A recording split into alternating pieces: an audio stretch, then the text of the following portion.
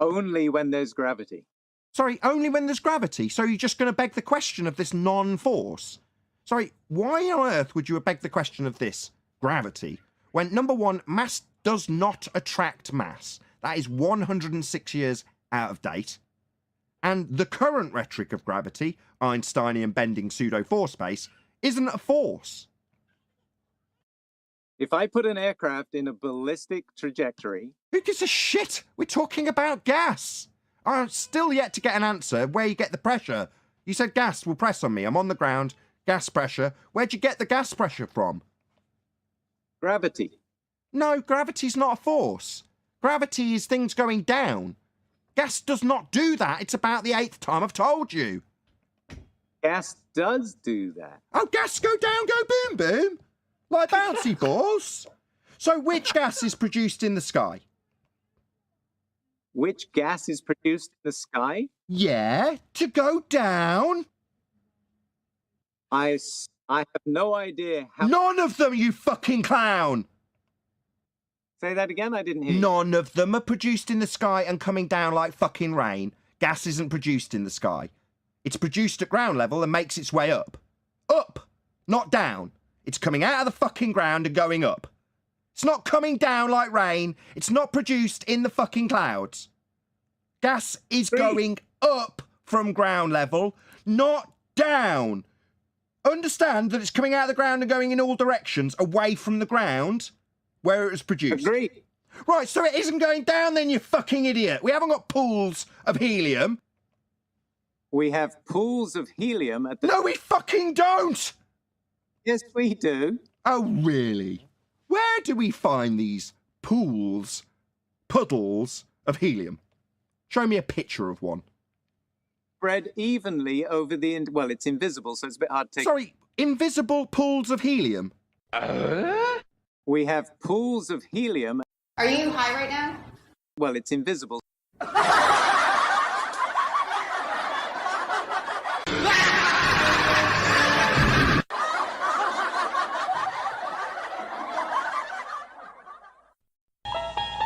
You unlock this door with the key of retardation. Beyond it is another dimension. You're moving into a land of bullshittery. You've just crossed over into the numpty zone. You are so dumb. Damn. I never said that the gas was going down like a balls. I never said that it was going like a boom boom. Boom! Like a boom boom. Boom! Boom! Like a boom boom. Boom! Boom! Like a boom boom.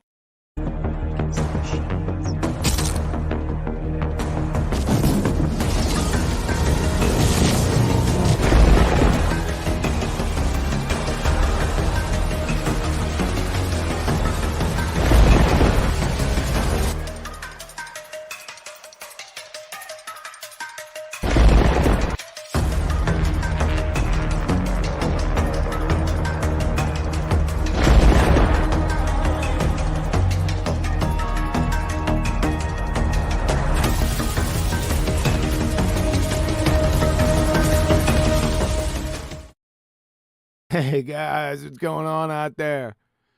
Like a boom boom. As usual, if you'd like to support this channel, there are PayPal and Patreon links in the info box below. Got a great one lined up for you today, as per usual. See who we got over there in Discord land. Is there the beautiful Betty Van Velsen out there somewhere, perhaps? Yes, a small portion of her, yes. There she is. Yeah. Sorry, I was doing something else, so now you have my full attention. All right. Who else? I did listen to that. That was nice boom boom thingy. Oh, I told you, right? To listen. That guy had a great accent so to do this with. Exactly. Yeah. Pure fun. Yeah. Too fun.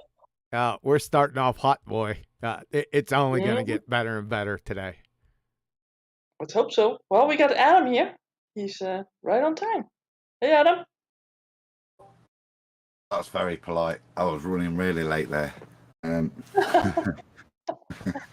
Oh, you're here. Evening, Show. evening, Betty. Nice to hear from you again. It's been a while, mate. Did You have Adam, your QE all yes. the time. did Adam come in like a boom boom? Or I like think a I had my splash. mic open as well. So Ooh, that's a no-no. apologies. No, bloody amateur. Well, we didn't hear anything. So He's that's a good, bloody amateur. Is that what he said? That's a good one. Yeah, right? After so many times, still an amateur. he's a twonk. Oh, excessive that.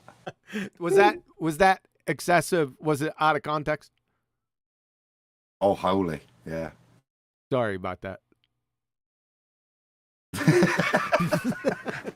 Yeah.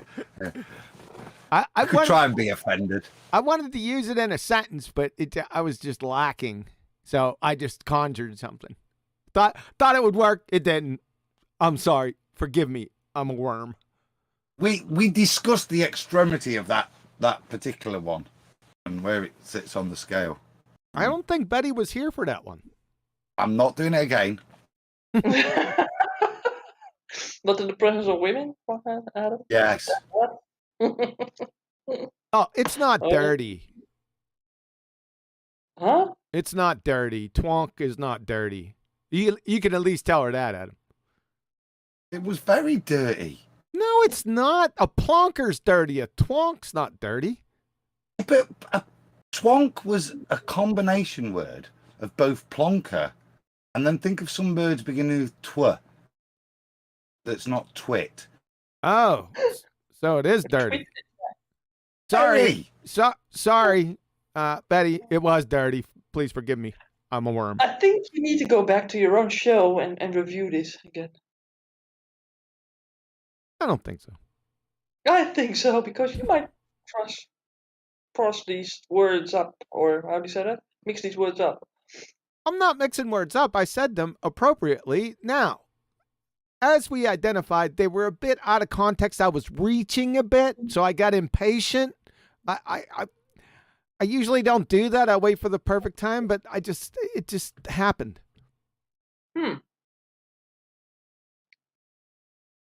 So basically like a lion in the reeds. What was it? Jump Oh, lying in the weeds. reeds. You're reaching. You don't want to be compared to a lion in the reeds? Lying in the reeds or lying in the weeds? That doesn't matter. Weeds or reeds, it's the same thing, huh? Yeah, it doesn't. Sort of. You can still sort of gang up on someone. Like ganging up, that's for sure. I'm liking the Dutch ganging up at the moment. I think you need to elaborate on that a little bit. Well, I didn't know if you've been jumping off any tractors and forming a line and forcing the police back. Oh, yeah, she's a farmer from way back. Shut up, John. Now these farmers are known to have these handkerchiefs, red handkerchiefs. So I have one in my car to silently protest. And many people are putting upside down Dutch flags outside.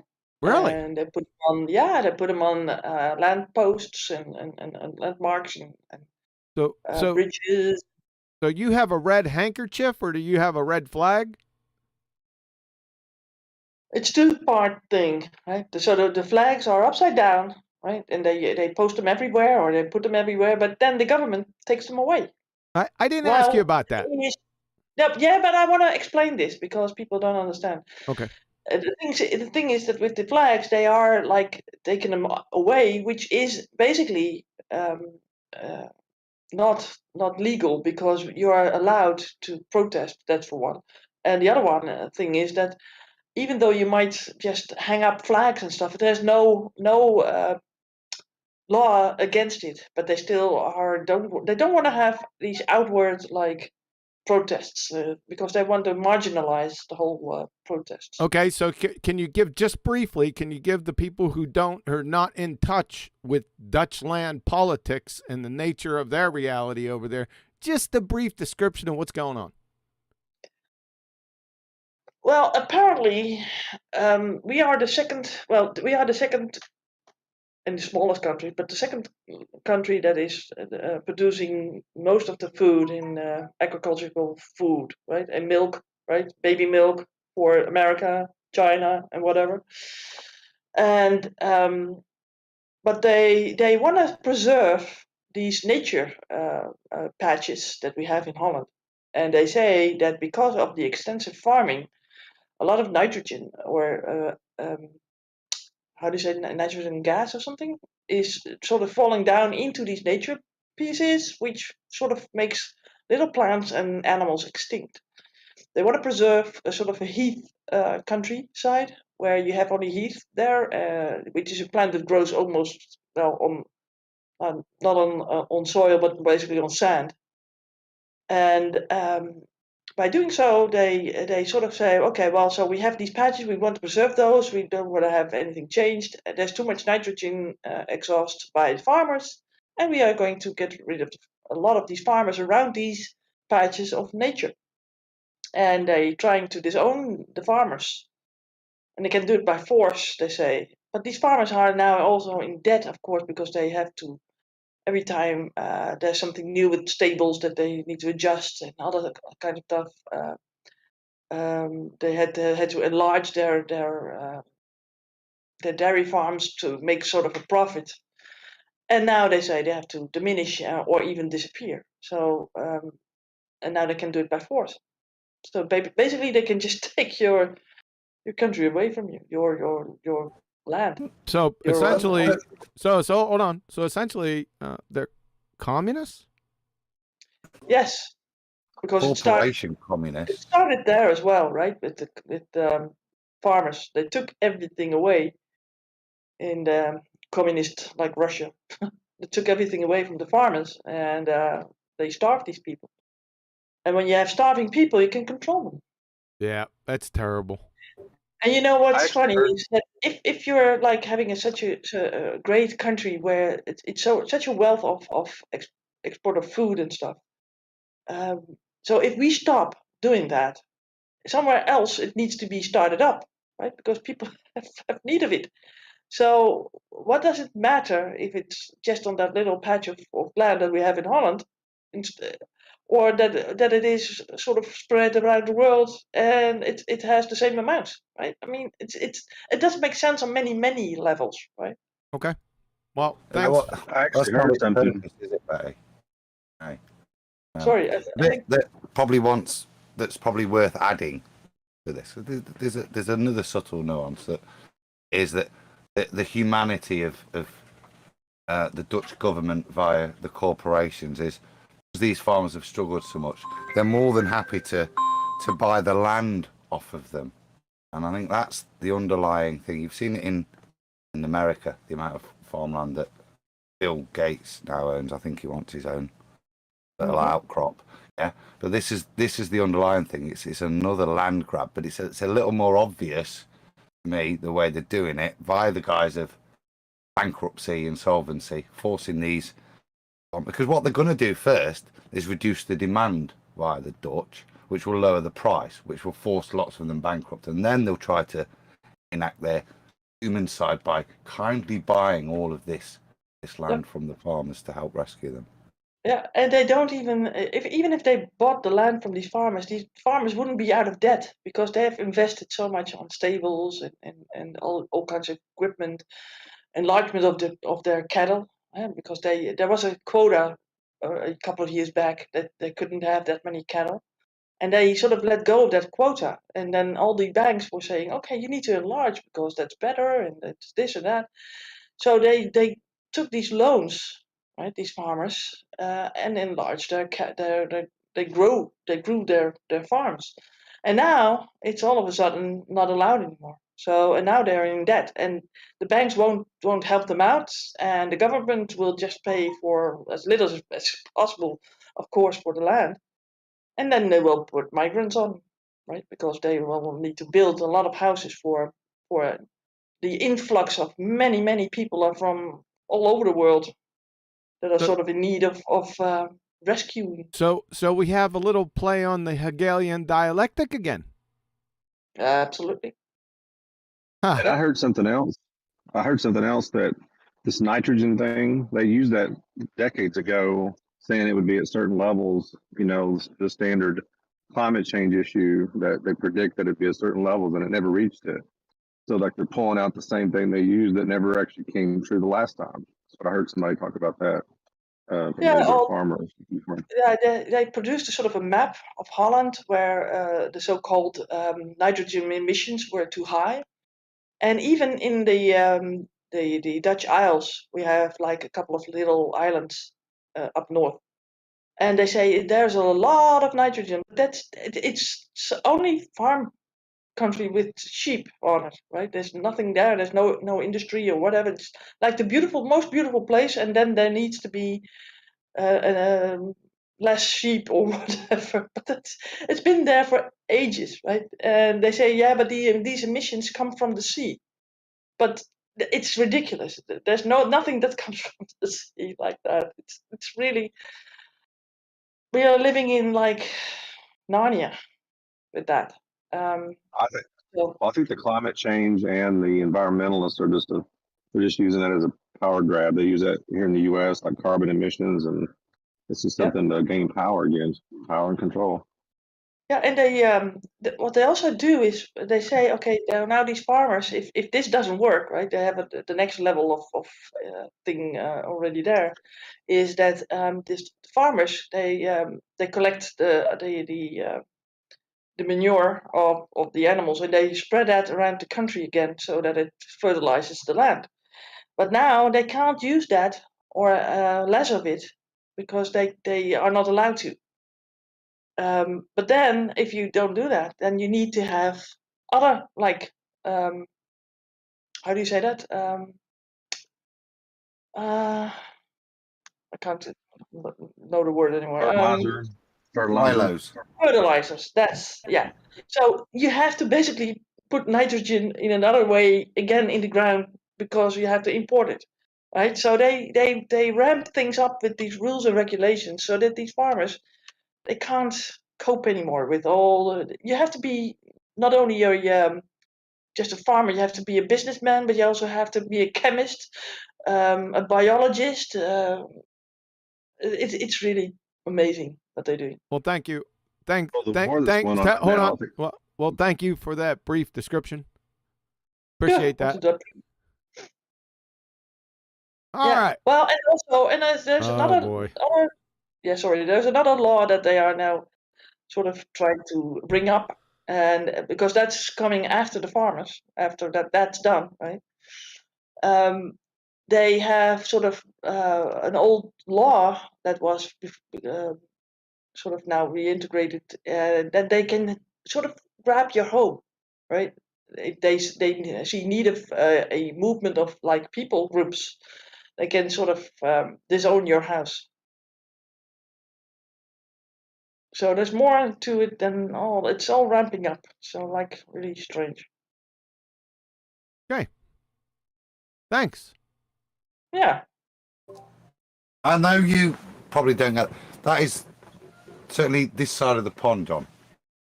The farmers are speaking for us. It's quite a pertinent time. That's why I brought it up.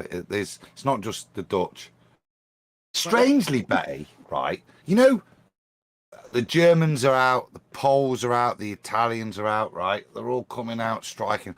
Where are the French? They'll strike for anything, even a not even fully ripe cheese. They'd go on strike for, wouldn't they? But I'm waiting for the French farmers because they're really powerful, like you guys.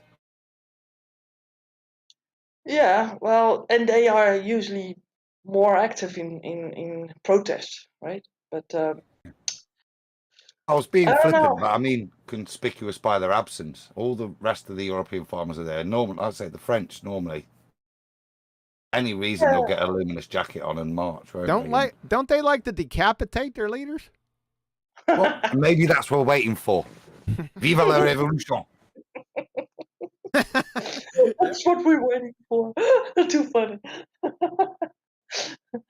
Yeah, it's really strangest of times. I mean, it's all bad. It's all good, baby. It's all good. It's all good. You would almost You'd almost think there might be this thing called depopulation undercurrent going on. Oh, maybe, goodness I'm gracious. not a So conspiracy Paul's going to theorist. add Not on. even, yeah. And they do it by putting other people in our place, and they move them out. Isn't that also biblical? I think that Nebuchadnezzar did the same thing, right? He took the people out and brought other people in. Took the So it's all the same old thing. Right? took the people out. I know I'm going to hate myself for doing this. Took the people out and brought other people in. Like what? Yeah, Nebuchadnezzar, right? From the Bible. Yeah, I know him. Yeah, Babylon, Yeah. right? Yeah, I think I got it. Yeah. Yeah, so Samaria was like totally populated with people from Babylonia. That's why Jesus said, "Don't go to Samaria. Go to other places." Yeah. I guess that answered my Oh, question. so people know so little about things. I guess that answered my question in full. Jeez, oh man.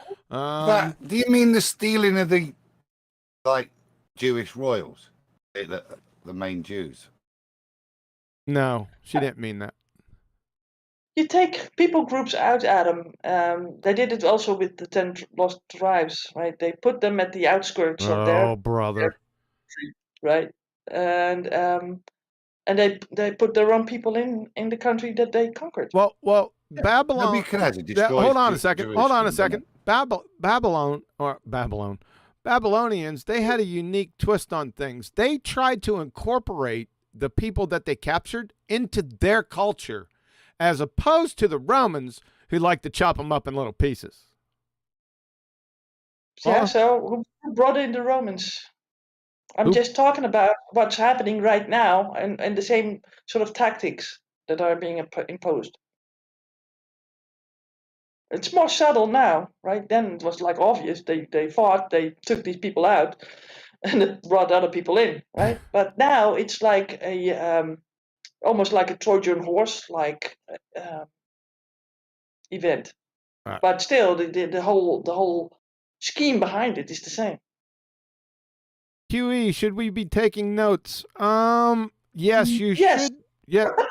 Yes, you should. Not right now. I'll tell you when. And that's funny. YouTube, I can't say it right. You know who I'm talking about, folks out there in chat. He brought up the conservation of momentum. So he knows where we're going to go. I thought that was, did I mention that in the last attempted presentation? I possibly did. You know, the one that train wreck YouTube. Oh, check this out. I'm sitting here at 12:32. So about 30 minutes before the show, the power goes out. Boom! Quick. And then comes back on. I'm sitting there. Oh, no. Right there goes the show. I just want to let you, I forgot to tell you about that, Betty. I was like, you got to be kidding me. The power hasn't gone out here. There's no storms here. The power hasn't gone out here for at least 2.5 months. And then 12 or 30 minutes before the show, boom. My wife said, oh boy. You know how to resolve that, don't you, QE? Get you a battery backup. I ain't getting a battery back. No, I ain't doing that. I got enough batteries. But for this show, it began. Yeah, for this show. Remember, did I mention the conservation of momentum? Remember, I was getting into my spiel. I was getting on a roll. Did I mention that? Because we tried this medieval desecration last Tuesday. Yeah, but you didn't have a power outage then, did you? No, I didn't. But I didn't. No. What does that have to do with anything?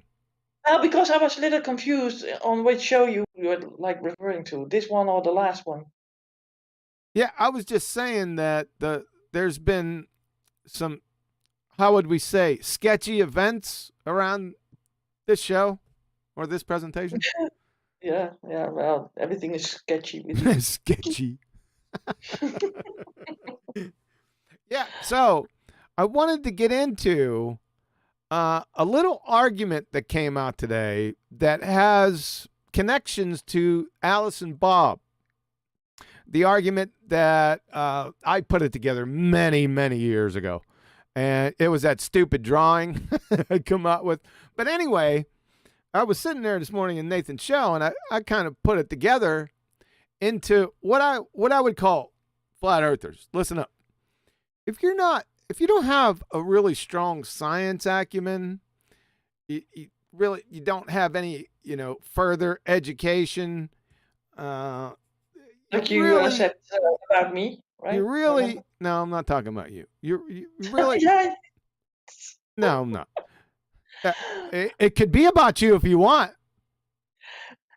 I remember you once told the audience when I had that debate with what was his name, GeoStreamer, that I had no education at all. Yeah, I mistakenly mixed up my words. That was hilarious. I never heard the end of that, folks. Yeah, and I've never seen a sort of retraction video about that. You've seen a retraction. I told you I was sorry. I was. Yeah, you told me, but not the audience. Okay, I can do it now. I'm sorry, audience, for saying Betty had no education whatsoever. What I meant to say was she had no official science education, and she was going to blast a master's in chemistry. That's what I meant to say. But I didn't, and Betty caught it, right? She didn't catch the whole presentation where I was singing her praises, but just that little itty-bitty thing that she'll never forget for the rest of her life, just like a woman. Well, that's what we're here for, John. To remind you guys. All right. So the things that don't matter, right? What I will say, Betty and John, because I normally tease John. When we was doing that Flat Earth banner, I've never heard him so vociferous to make sure that you went on there. The things that do matter, Ooh. Vociferous? He just said grrr. He grrred at me, growled at me. Make it happen. She is the first lady, I think the words were. Yes, they were. So I was defending her honor. Somebody has to do it. Yeah. Q is like my white knight. Oh my God. I don't want to hear any backstabs, any negative words from you for the rest of the year. Is it a backstab to say that you're my white knight? I think that's a good thing. Yeah, that's a good thing. But now you can't. No slight backhanded slights to me for the whole year from this point forward. I can't promise you that. Yeah, you definitely. It's not going to last the show. I like so much how you respond to that. Then. It's not going to last to the end of the show. Absolutely not. It's in my nature. All right. So back to the topic. So I came up with an argument, like I said, for those who don't have a sharp science acumen and haven't been around the arguments and they're not out on the circuit, they're just in the background listening. This one's for you because this is second grade reasoning. And if you corner a BallTARD with this tiny itty bitty argument in front of others, especially second graders, they're all going to laugh at the BallTARD incessantly. He'll never recover. You want to know what it is? Here it is. I call it Alice in Wonderland, a globehead tale. So we have Alice standing on a beach. It's a crystal clear day, and she notices Bob's boat 5 miles away, but the bottom appears to be obstructed. She then calls Bob and tells him what she saw. Then both conclude the Earth must be a sphere. However, Bob turns around while still on the phone with Alice, notices Victor's boat 5 miles away, and the bottom of Victor's boat appears obstructed. Bob then tells Alice, then adds Victor to the conversation, so they're all in on the conversation at the same time. Bob and Alice relay what they both saw, then Victor concludes, "We must live on a Mogul sphere Earth." The end. How you like that? Let me tell you, Straight up, folks. In pictures. Boom. It's a boom boom. That's all you need, folks. A second grade reasoning argument that destroys the globe. Standing. There is no argument against it. Boom. How you like that?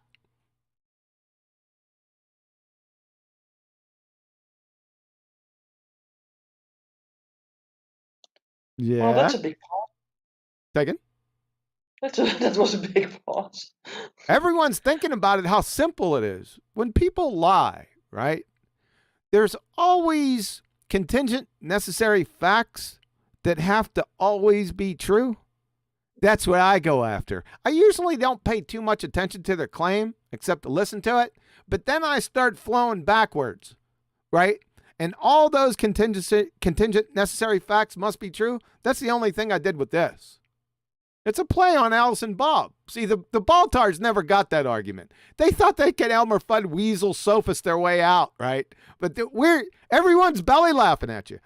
Now I give you this one. I just added Victor. It's just essentially the same argument, only you can visualize it happening. And it could go on infinitum. It's not only Alice, Bob, and Victor. You can keep going. You know, Victor to Randy, Randy to Sue, Sue to Nathan, right? It could go on and on and on and on. So what you end up with at the end must be a Mogul sphere Earth. Get it? Done. Done.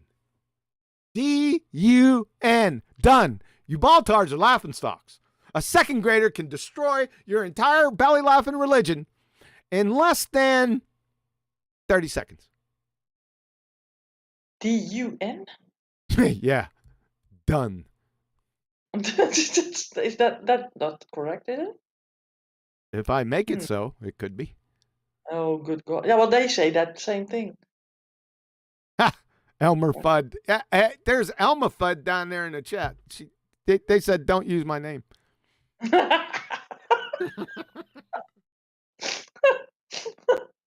That's cute. Yeah. Hey, Hey, hi. Neil. How are you doing, Neil? Wait a second. So how you like the argument? Any problems with it? Anyone got any? Maybe it's my understanding of thingies. Your understanding of thingies. That's all we heard. Try that again.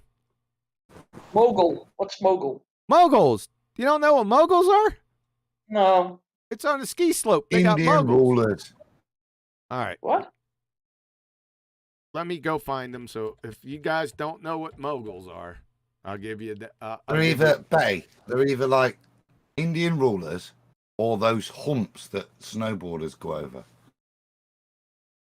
Okay. Oh, Like that's Hill? a terrible picture. Oh, MG. Okay, here we are. Go to the right-hand side. These are moguls. Or left-hand side, too. But these are moguls. I'll wait for... You can put it in the stream is a little bit slow for me, so it's put coming. it there. Okay, I'll wait.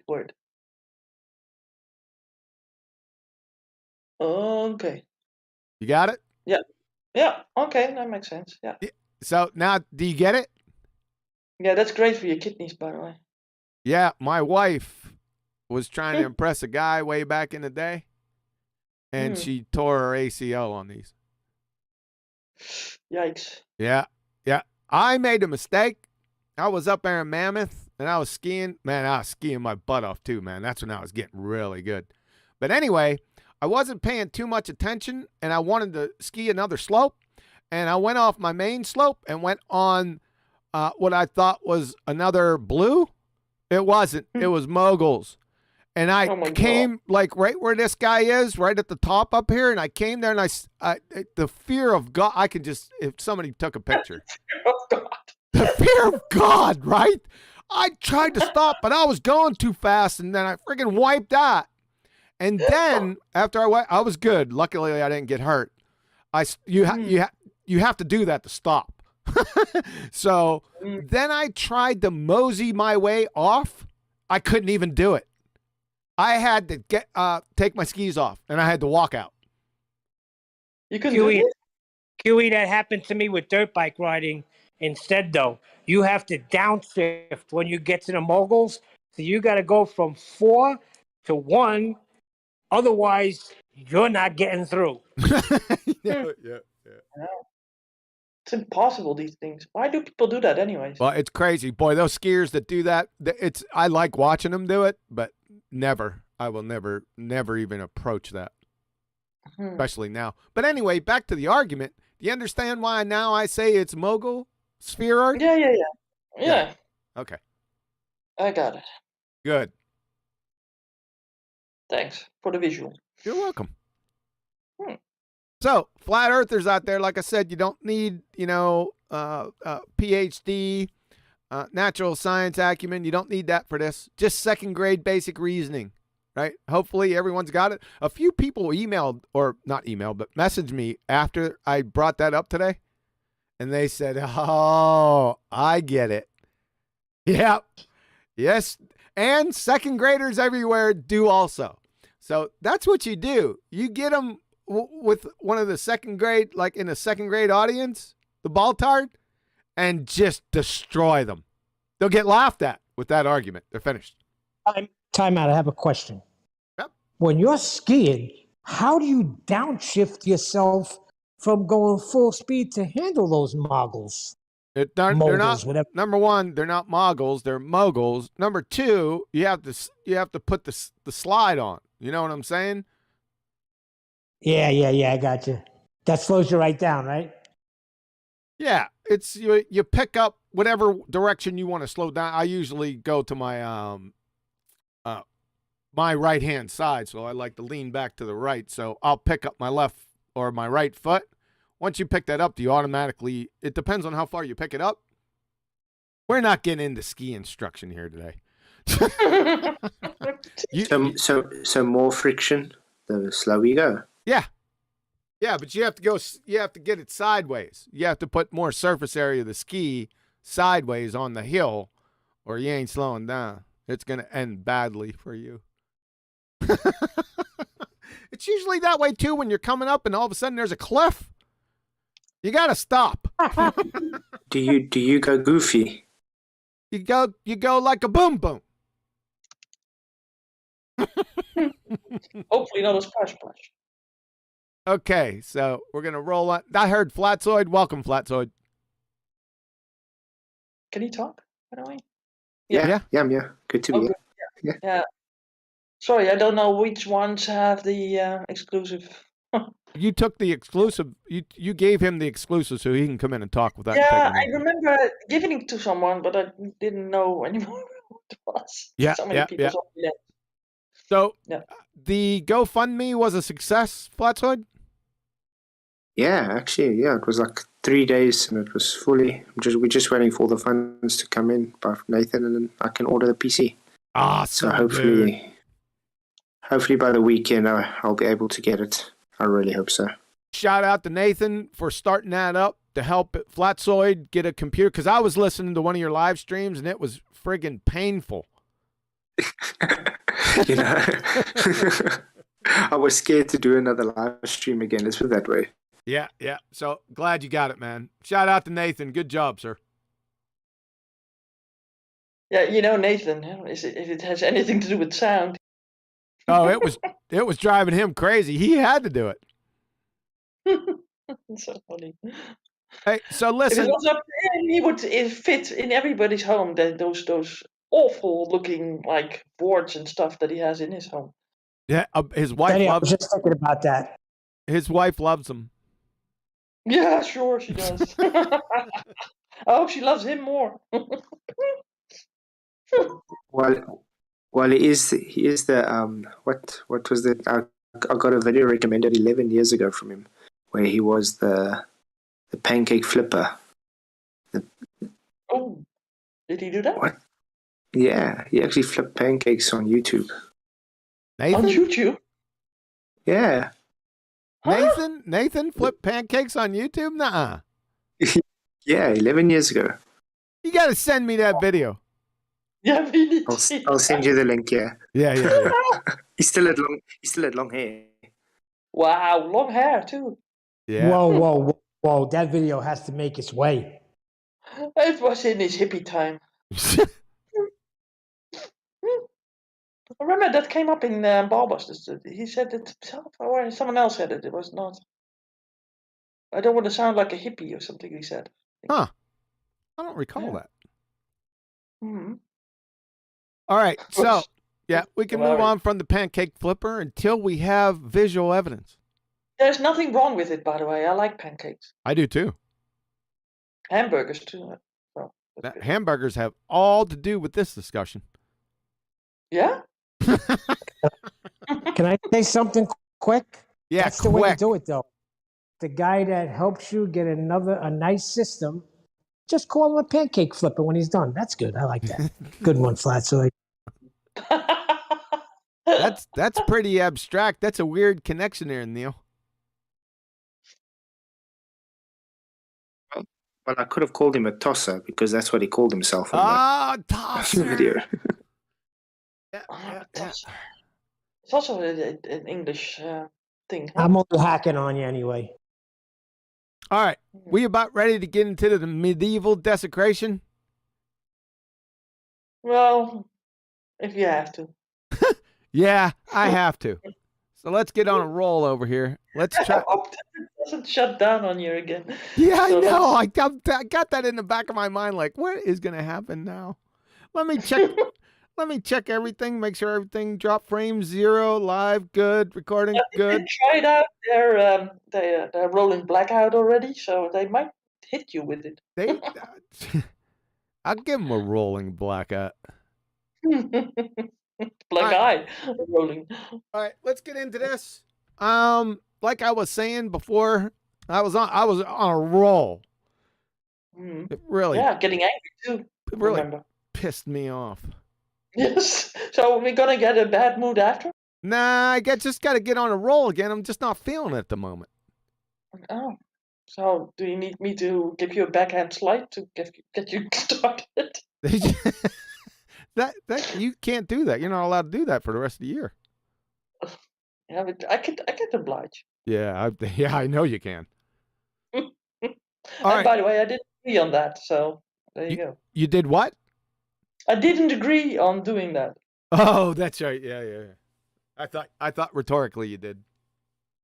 All right, so back to the story. You guys are gonna love this. This is a little more complicated, but not so complicated for somebody that's been out here for 2.5 years, 3 years, and has some semblance of physics background. It's even if you don't, you're still gonna get it. And I've already gone over what now? Yeah, I'm thinking you might lose the half of you. No, I'm not going to lose the half of them. They've already seen the first death blow. I'm going to give you about 4 or 5 death blows within the first death blow, and then we're going to branch out a little bit. I'm going to try to break it down as much as possible. People are going to get it. I'm telling you. And it's hilarious. Scattergun at the end. You said branching out, but scattergunning at the end. I'm not going to scattergun at the end. I'm branching out, and then I'm going to bring it all together back into the root system. Okay, and then explode it from there. Yes, ma'am. Okay, good. Clear on that. We're going to use dynamite. We're going to rip it out by the roots. Good. Okay, so let's see if I can get on this roll. Let me try to explain this again. Now, back in the day, this was 7 years ago-ish, I'm putting these arguments together. This particular argument, the Coriolis effect, I think was my third argument that I'm putting together back there in the day. I think the first one, if I'm not mistaken, was the Solar, the Bolivian salt flats. The second one was the missile system, the Sea Sparrow missile. And I think the third one, it could have been the second one. It doesn't matter. It's either second or third, was the Coriolis effect. Now, what I do with these arguments, right? When I make the arguments, when I write them down and check for logical consistency and check for other things, what I do is I send each through my personal crucible. That is, I attack the argument from every conceivable angle and try to defeat it. So with this Coriolis argument back in the day, after I completed the argument I went through, I said, okay, what are the dumbass enemy going to do?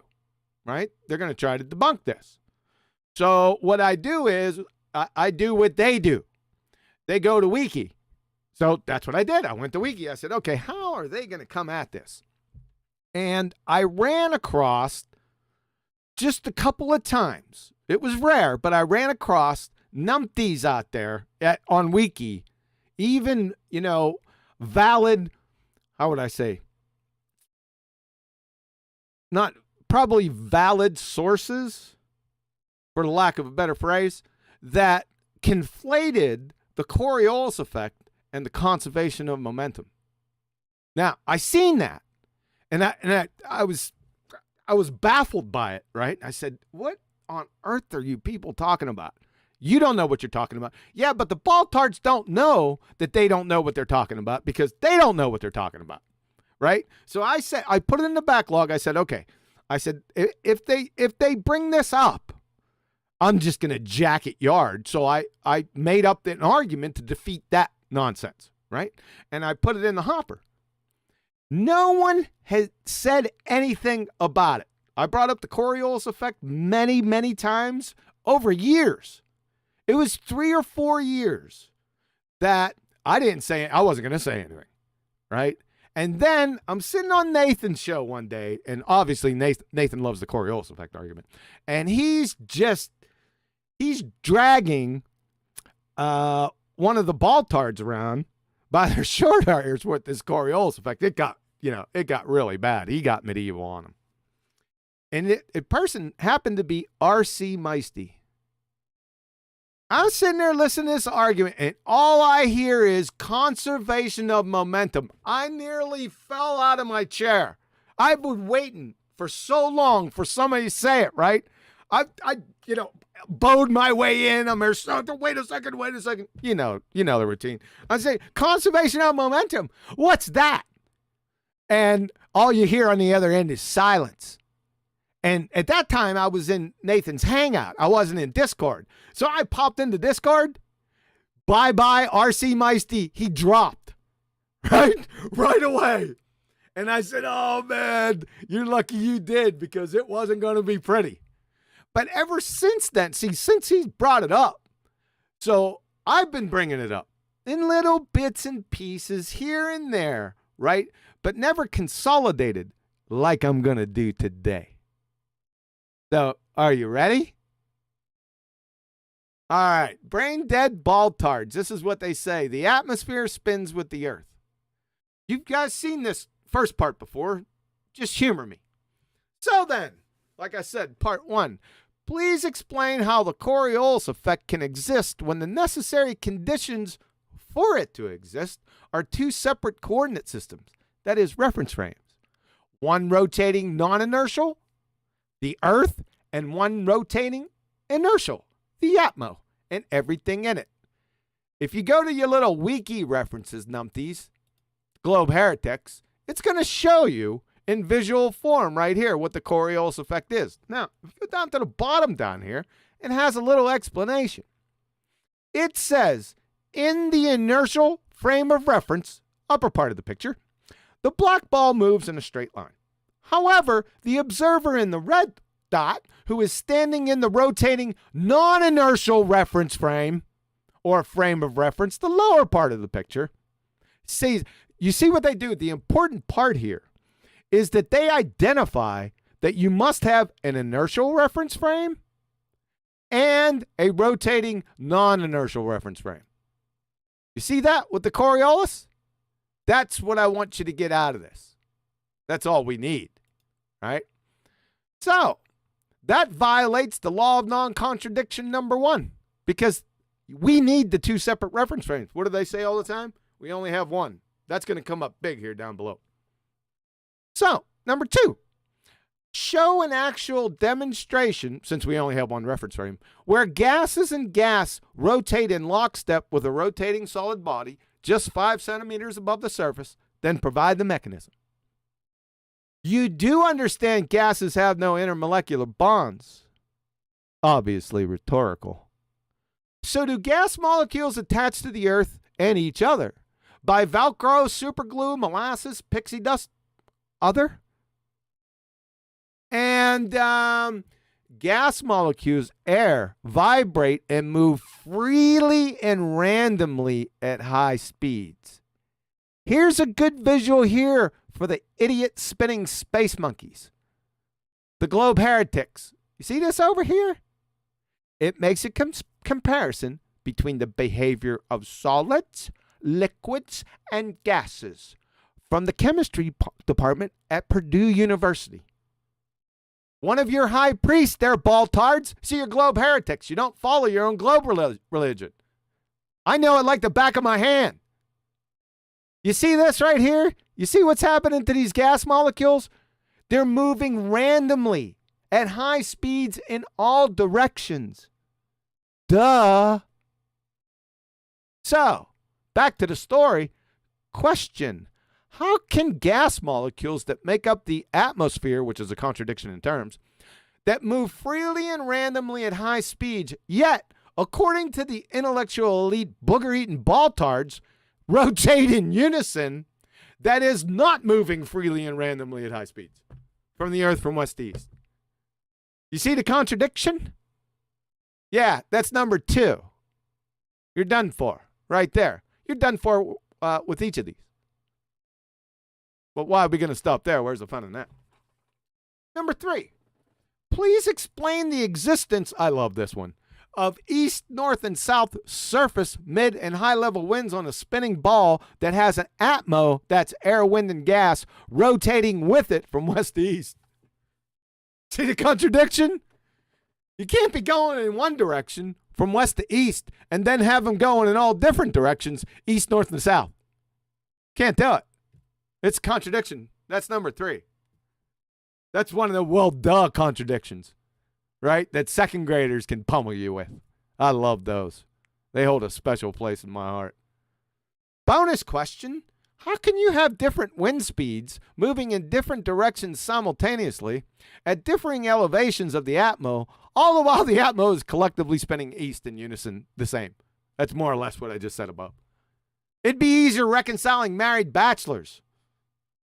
That's violation of the law of non-contradiction number 4. By the way, booger eaters, these are contradictory statements. They're mutually exclusive. Number 1, the atmo spins with the Earth. Number 2, the existence of east, north, and south surface, mid, and high-level winds. They can't be true at the same time. They're mutually exclusive. Which do you think's false? Not even speaking to the differing wind directions and speeds at many levels of the atmosphere simultaneously. That's a primary school example. Like I said, the lower clouds moving different directions and speeds than the higher clouds. And don't try to muddy the picture with your Elmer Fudd sophistry. I'm not saying clouds are gases. I'm saying the winds, which are gases, move the clouds. You follow that? I highly doubt it. I'm not going to give any pictures because we've all seen it. Or GIFs. Moreover, following the Mensa booger-eating BallTARD's yarn, every cubic nanometer of atmosphere traveling horizontally from the equator to the center of a rotation must have differing tangential speeds. And every cubic nanometer of atmosphere rising in elevation from each respective horizontal cubic nanometer of atmosphere must have differing tangential speeds. In fact, the higher the elevation, the faster they'll need to travel to keep up. And all of this rolling along at different speeds in unison east, eh? Ha! Violation of the first law of thermodynamics and the law of non-contradiction number 5. Well, you guys are really on a roll now. This is so far beyond preposterous ludicrousness absurdity. Evolution, whatever that is, and yes, I'm still laughing, multiverses and married bachelors are blushing. And does anyone know how far up this increasing speed, rope-a-dope, fairy tale spinning atmo ends? I'd like to see that. It'll give a whole new meaning to guillotine wind shear. Goodness gracious, people. Are the gas molecules attached to each other? I brought this up before. By Velcro, glue, pixie dust, or other? And where is the energy coming from the continuous shot in the arm injections needed to keep each successive cubic nanometer of atmosphere higher elevation brethren in tow? That whole thing is death blow number 1. It has 5 sub-death blows that will kill it, each of them by themselves or by themselves. So everyone's got this, because I've presented on this many times in the past. Right? Now for the grand BallTARD belly laugher finale. Hold on, folks. The summer of booger-eating BallTARD's wiki parroting pretender clown contradictory horse shit of the ages and shows beyond any shadow of a doubt, ladies and gentlemen of the jury, that each BallTARD booger eater would fail 6th grade intro to physics. Here it comes at you. Number 1, QE. So, booger eaters, granting your tear-jerking 1st grade debunked belly laugher, the atmosphere, contradiction in terms, spins with the earth, catastrophe above that I just nuked. How do you have Earth-based Coriolis effect? Guess what they say now? Everyone's heard them. Booger-eating BallTARDs, the conservation of angular momentum, QE. Thank you. I love that. You see, that's my kind of party. That's right. Let's go to Khan Academy. Let's see what they're talking about here. In physics, the term conservation refers to something which doesn't change. BallTARDs don't even know that. They don't even know what conservation means. But I digress. This means that the variable in an equation, what the heck, which represents a conserved quantity, is constant over time. It has the same value both before and after an event. There are many conserved quantities in physics. They are often remarkably useful for making predictions. Those aren't scientific predictions, but I digress. In what would otherwise be very complicated situations. In mechanics, there are 3 fundamental quantities which are conserved. These are momentum, energy, and angular momentum. The conservation of momentum is mostly used for describing collisions between objects. When do we describe collisions between objects in our genre? Never. Listen up. This is the really, really important part. Just as with the other conservation principles, there's a catch. Conservation of momentum applies only to an isolated system of objects. Very important. This one comes right out and says it. You're going to see why here in a few minutes. In this case, an isolated system is one that is not acted on by a force external to the system. This is going to come home to roost big time over the next few minutes. Let me say that again. Conservation of momentum applies only to an isolated system of objects. Only. You can only apply it in that case. Right? Because you need an external force to act on the system. Oh, man, this is good. Well, ruh-roh, Shaggy. From Hyperphysics, Georgia State University. An isolated system implies a collection of matter which does not interact with the rest of the universe at all. And like we already know that. We have to know that from the definition above, right? To invoke the conservation of momentum. But I digress. I'll say it again. An isolated system implies a collection of matter which does not interact with the rest of the universe at all. This is really important. And as far as we know, there are really no such systems. What? So, how in the flying Fukuyama are you booger-eating BallTARDs applying the conservation of angular momentum to your fairy tale spinning globetard? How are you doing that? Are you saying the Earth is an isolated system? Yep, you must to apply this. You can't apply this unless you say the Earth is an isolated system. You're on crack. But isolated systems don't exist in nature. Like I said, but hyperphysics.edu, that's Georgia State University, just told you there are no isolated systems in the universe. Isn't the Earth part of the universe, BallTARDs? You window-licking, crayon-munching clowns? Death blow number 2. How you like me now? It's going to get worse. Number 2, granting both, we're going to grant them both belly-laughing disasters to make this a lot more fun. We'll grant them A, the atmosphere spins with the Earth, which is a tear-jerking belly laugher. And then we're gonna grant them the conservation of angular momentum they just conjured from Wiki, that they have no clue what it is. They just say it. Sounds science-y. We're gonna give them both of those. Now, BallTARD booger eaters, can you tell us what is conserving angular momentum specifically, please? I want to know that. They'll bumble and fumble and stumble because they wouldn't know, like I said, what the conservation of angular momentum was if it climbed up their arses and started kicking footballs wrapped in concertina wire.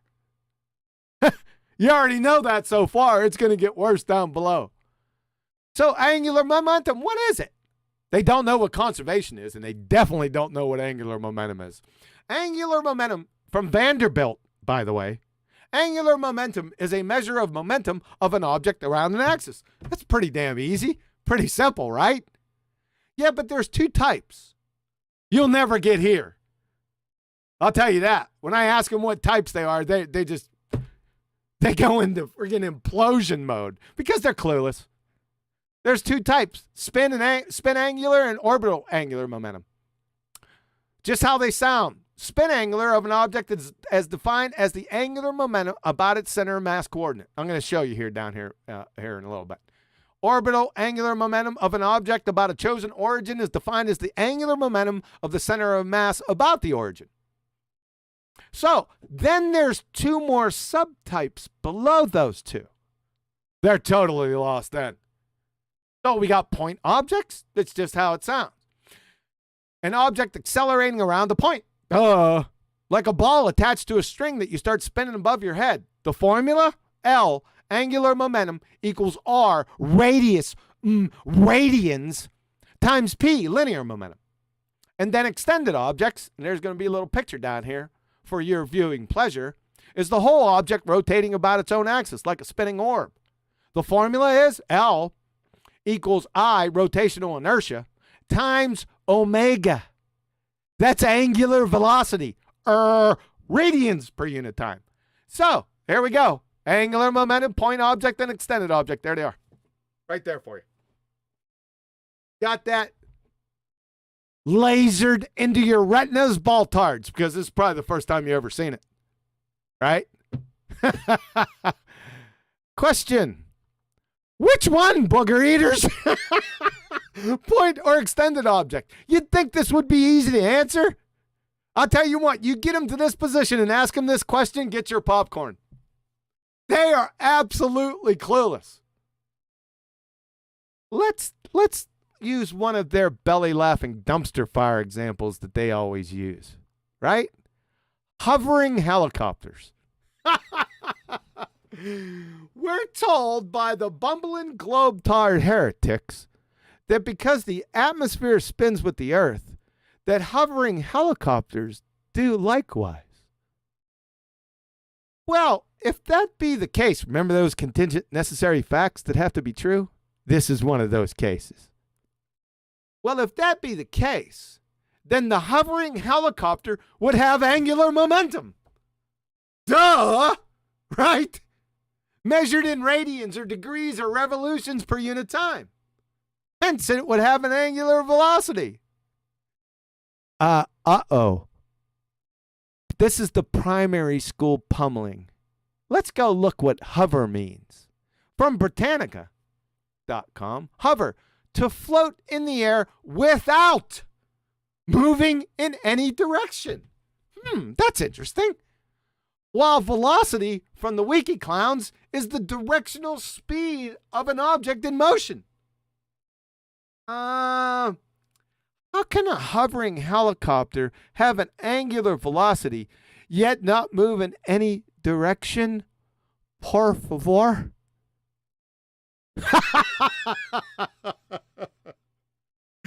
Oh boy. And then you switch to acceleration. I know you do. And of course you don't know what acceleration is either. We've proven that a number of times through the years. So you move on to acceleration. You got a big problem here. From Wiki, acceleration, it's just the rate of change of velocity. So speed or direction is velocity. So any change in one of either of those is an acceleration. WorksRad.net. A hovering helicopter is considered at rest since the body has zero acceleration and so zero net force. Uh-oh. How can a hovering helicopter that, according to the BallTARD goobers, be rotating with the atmosphere and Earth? Ergo, both are constantly accelerating. And then at the same time have a hovering helicopter rotating with the atmosphere and Earth and have zero acceleration? Por favor.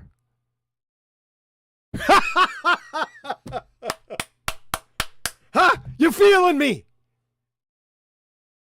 Death blow number 3. We ain't done. How you like that? How you like me now, BallTARDs? You feel that medievalness. You feel that desecration. I do. I feel it. Ladies and gentlemen of the jury, number 3.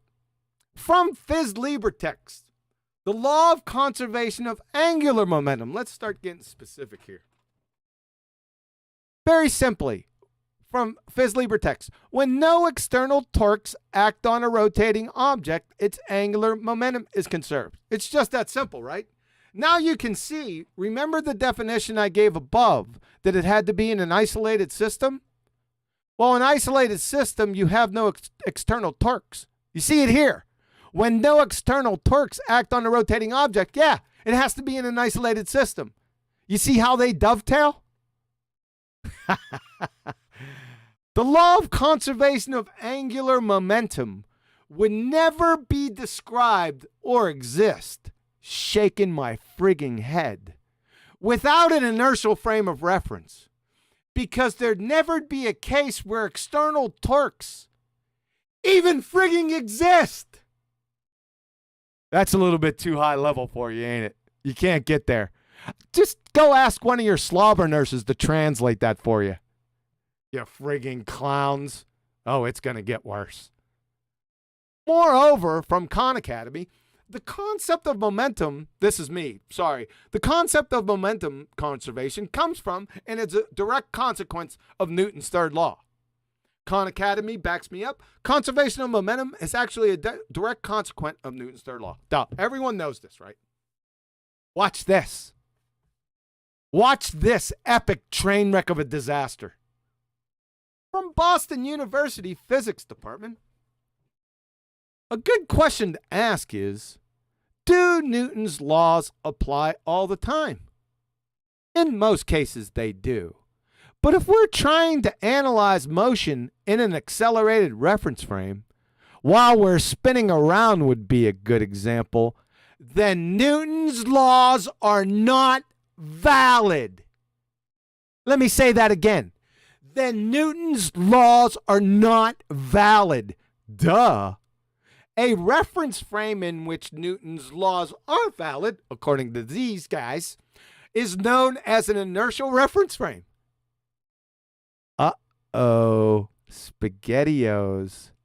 So pray tell, booger eaters, how in the flying Fukuyama can you invoke the law of conservation of angular momentum, which is a direct consequence of Newton's third law, whilst Newton's third law is only valid in an inertial reference frame? Can you riddle me that? If the penny hasn't dropped yet, it's going to drop right now. If the atmosphere, which is a contradiction in terms, spins with the Earth, which, by the way, violates Boyle's law, Charles' law, Gay-Lussac's law, Avogadro's law, parts of Dalton's law, the second law of thermodynamics, Brownian motion, and first-grade coherency, then all we'd have is a single rotating, non-inertial spinning reference frame, folks. We got a big problem. From Britannica, Coriolis force, also called Coriolis effect in classical mechanics, is an inertial force, described by the 19th century French engineer mathematician Gustave Gaspard Coriolis in 1835. How can you have an inertial force without an inertial reference frame, you ignorant frigging mongs? Riddle me that. And then you say, well, we never said that, QE. Really? Here's the poster child. Hillbilly Blue Balls, the redneck retard, a.k.a. the photosynthetic redneck, a.k.a. Mr. Gumby football field, states, it is one non-inertial reference frame. That's where Coriolis takes place, not two reference frames. Kablooey. You clown. You unimaginable clown. You would fail. Hillbilly. It's not only hillbilly. You would fail 5th grade intro to physics. Without a doubt, right here. I can't show it any more clear. It gets worse. Then he says the Coriolis effect is the law of conservation of angular momentum. You folks have heard that out there before. He's not the only one that says that, right? I'm just using him as a poster child example. So, again, how in the flying Fukuyama can you invoke the law of conservation of angular momentum, which is a direct consequence of Newton's third law, whilst Newton's third law is only valid in an inertial reference frame? Ha! How can you do that? Unbelievable. Remember, from Boston University Physics Department, we're going to go over this again. A good question to ask is, do Newton's laws apply all the time? In most cases, they do. But if we're trying to analyze motion in an accelerated reference frame, you see with the Earth rotating, it's constantly accelerating. Most people don't know that, but I digress. While we're spinning around would be a good example. Then Newton's laws are not valid. Even from your own priests. What are you going to do with that? Nothing. Duh. Trying to red herring fallacy away with your Elmer Fudd sophistry because you're absolutely clueless. And I've just proven it in spades. A reference frame in which Newton's laws are valid is known as an inertial reference frame. So, booger-eating hillbilly BallTARD, bum sniffer. You only have a non-inertial spinning reference frame. How can you invoke either the Coriolis effect or the conservation of angular momentum when the Coriolis effect, is an inertial force? You can't do that. You're in a category error. It's non sequitur on steroids. So again, how can you have an inertial force without an inertial reference frame? Simple as that. I'll tell you how Hillbilly and all of his booger-eating, BallTARD, bum-sniffing boyfriends can do it. I'll let you know. Each are demonstrated mindless, wiki-parroting, pretender clown, clinical level, Dunning-Kruger, abject delusional morons that couldn't pass 6th grade intro to physics or a 50-level basic reasoning course that are hell-bent on showing the world either in text, voice chat, or recorded videos, if you can believe it. They are the ass clown dumb fucks of the millennium, masquerading as intellectuals. That's what we got here. Mr. Magoo, Elmer Fudd, and Baby Huey are doubled over in the corner, vapor locking from your tear-jerking belly laugher syndrome. That's what's happening here. And you think you're intellectuals. Psst, booger eaters. Everyone that can fog a mirror, that is everyone that graduated 6th grade intro to physics, can see you. Hello, McFly! Hey, don't worry. You do you. P.S. The Coriolis effect is the law of conservation of angular momentum. Remember he said that statement up above. Well, we don't want to let that go, do we? I don't think we do. So Hillbilly Blue Balls, this is what he said. And you've heard it from other booger-eating BallTARDs. The Coriolis effect is the law of conservation of angular momentum. Huh, really? Okay, well, let's check. Law of conservation of angular momentum. I have 3 citations here. I wanted to give them a fair shake, see if there's any difference. So, from Phys Libre text, you already seen this one. Law of conservation of angular momentum. When no external torques act on a rotating object, its angular momentum is conserved.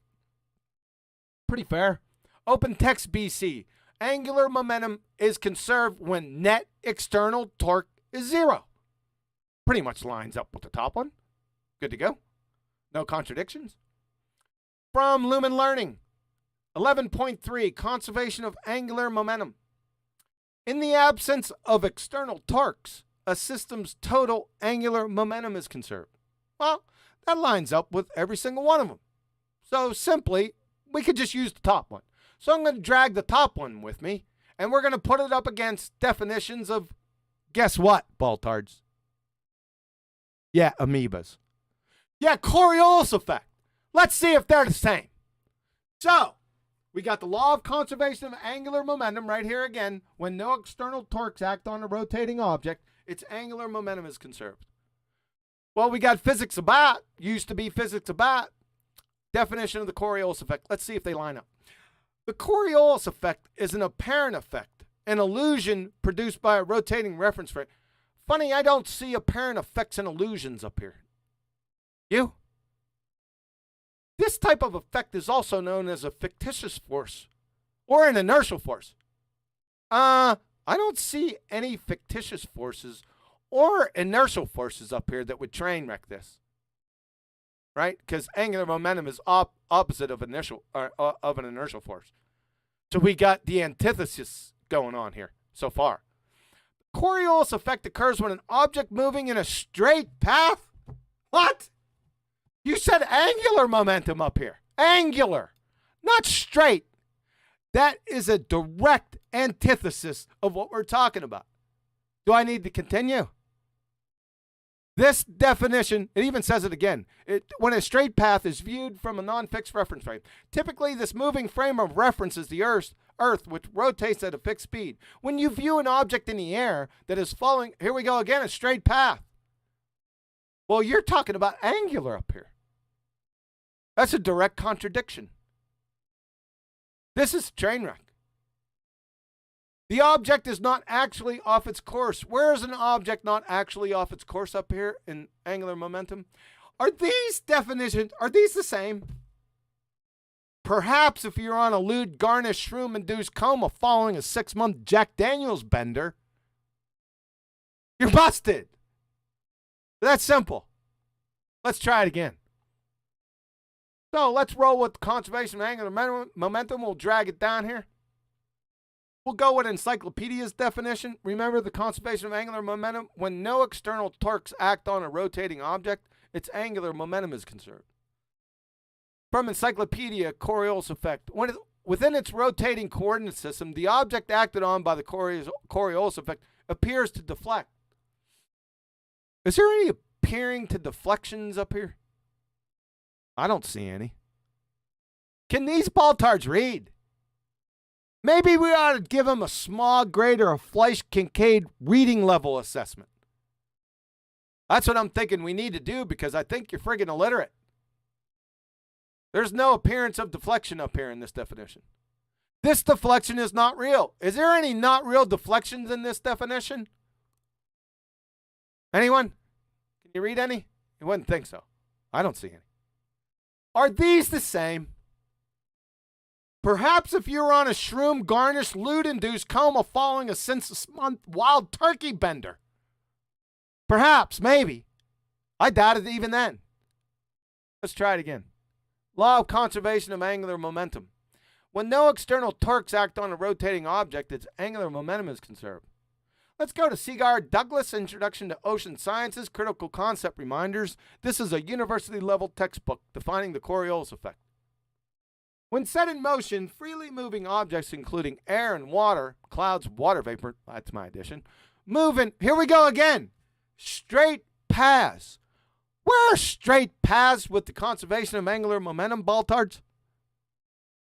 Again, a direct contradiction. While the Earth continues to rotate independently. Uh-oh. Because freely moving objects are not carried with the Earth as it rotates, two separate reference frames, by the way, knuckle draggers, they are subject to an apparent deflection. Are there any apparent deflections up here in the conservation of angular momentum? I don't see any. Called the Coriolis effect. To an observer rotating with the Earth, freely moving objects that travel, here we go again, in a straight line. This says straight, this says angular. And these are the same? Really? Perhaps we're on a rum-garnished, loot-induced coma following a 6-month shroom bender. You friggin' clowns! My word! Why do I even have to do this? Goodness gracious! Law of conservation, and let's finish this up because I'm getting pissed. This is pathetic! Law of conservation of angular momentum. When no external torques act on a rotating object, its angular momentum is conserved. Look, Ma! The helicopter's got no external torques. Its rotation is conserved. Look, Ma! The hot air balloon got no external torques. It's rotating around its center axis, and angular momentum is conserved. What in the great googly moogly is going on here? Huh? You pretender clown frauds. You're exposed. That's you. And your fairy tale religion. Take a good look. I summarily destroyed it. 5th grade physics graduate would belly laugh at this. And at you. Questions, comments? I think we would, when me and you a few months ago were actually trying to explain this to them. It's amazing that they still haven't grasped the idea. And yeah, the one thing I did have to really say I love that you pointed out was the isolated system, because it's just a hypothetical. They always love to move to the isolated systems because they know it's not provable.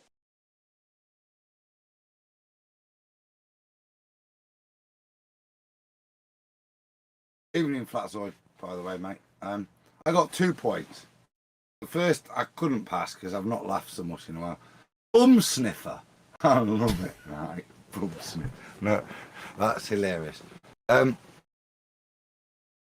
second is well done on the presentation. It summarises exactly the, how would chocolate describe it? A switcheroo, whatever, yeah? What's exactly going off here? I think I've shown a bloke spinning on a chair. That's a much more eloquent and correct full dissection of what's going off here. What they're claiming, what sounds in is real physics, and what they're trying to pass it off as.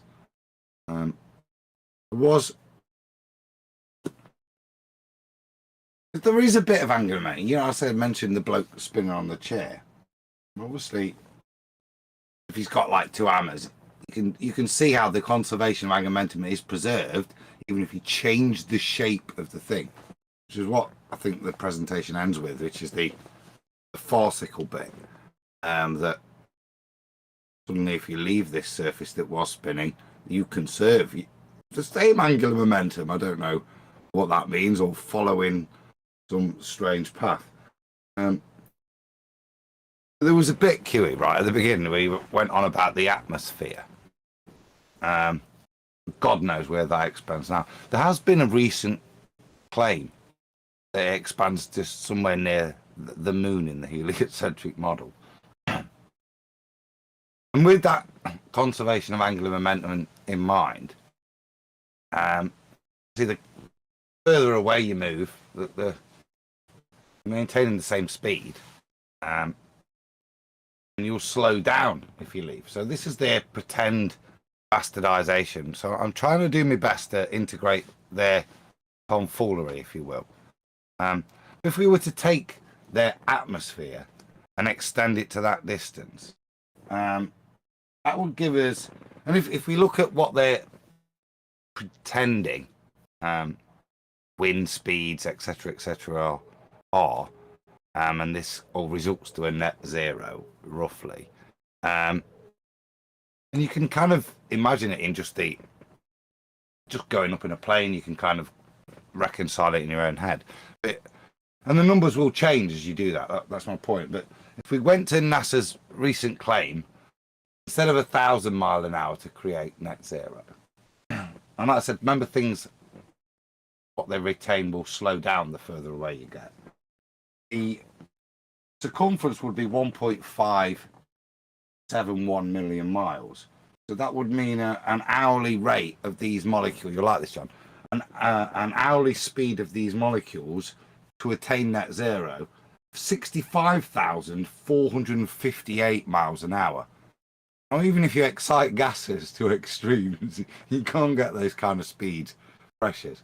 I like a little sum that just shows the ridiculousness of it. But yeah, 65,500 miles an hour, those rebellious gas particles are doing to keep up, to make sure that we only have one reference frame, so that we can't have Coriolis. Ooh. Ouch. Anyway, I'm done. Betty. Yeah. You're going to have to leave us here in a few minutes. Yeah, in a few minutes, but I was laughing about the comments section where you said, well, everything you can is free to use, and I said something about your... Yeah, I caught what you said. QE doesn't give out handouts. She can't even say it without laughing. So I'm thinking not making a backhand slide. What was it? It's a backhanded slide. Yeah. I just do it in chat now. So read out loud what you wrote, Betty, without laughing. QE doesn't give handouts of its ransom, though. we still didn't hear it clearly.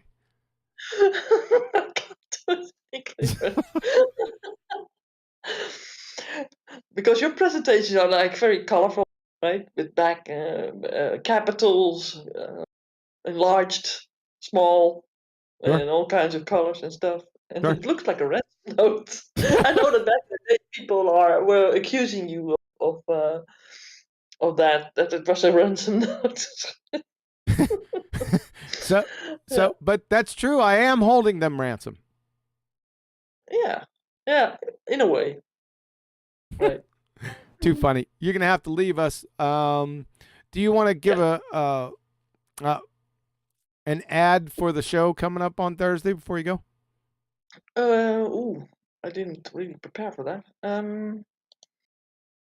Yeah. Well, we are going to do another Bible study, and it's going to be about. Let me see if I can still scroll at it fast enough.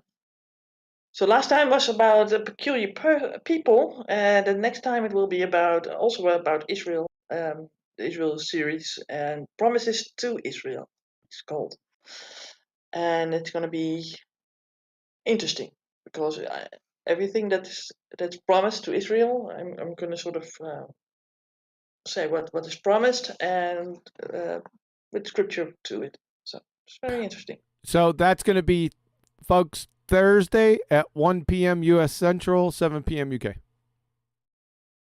Yep. So there you go.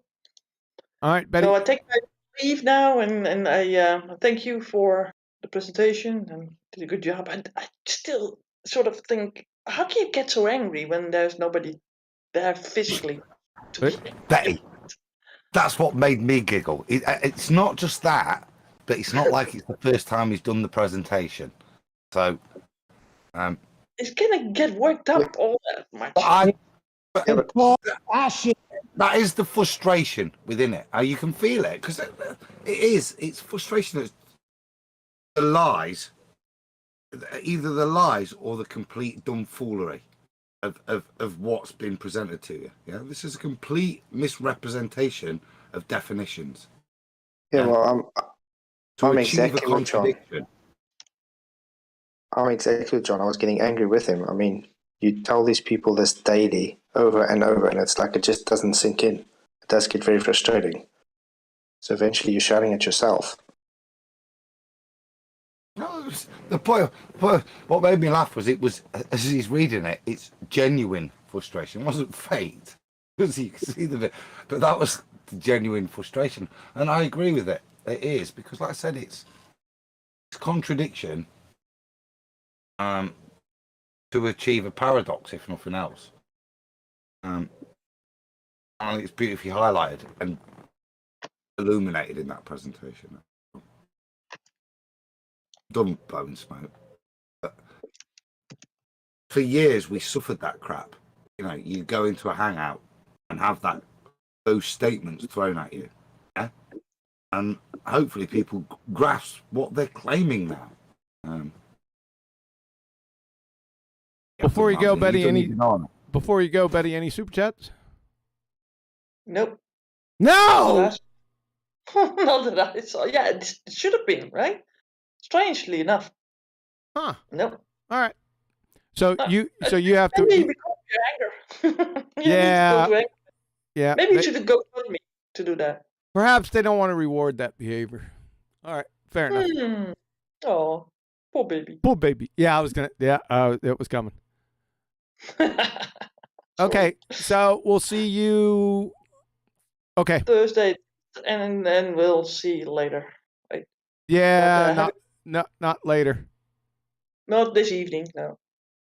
Okay. Well, right. take care. And we'll catch you on the flip side. Okay. Well, guys, have a great show, and see you guys later. Bye. See you, Betty. Bye. Bye. Don't get arrested at the protest. She's gonna love that one. I waited. And she boot scooted. I'll remind her, Adam. Thank you. What's up, Brian? Did you just were you in here before or did you just pop in?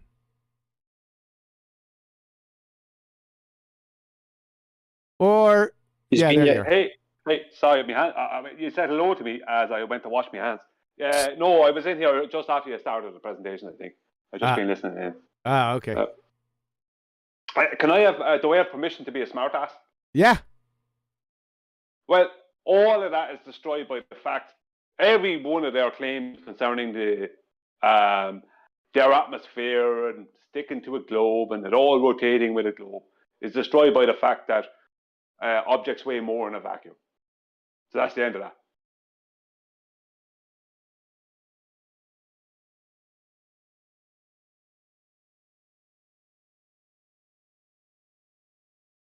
Well, good. All right.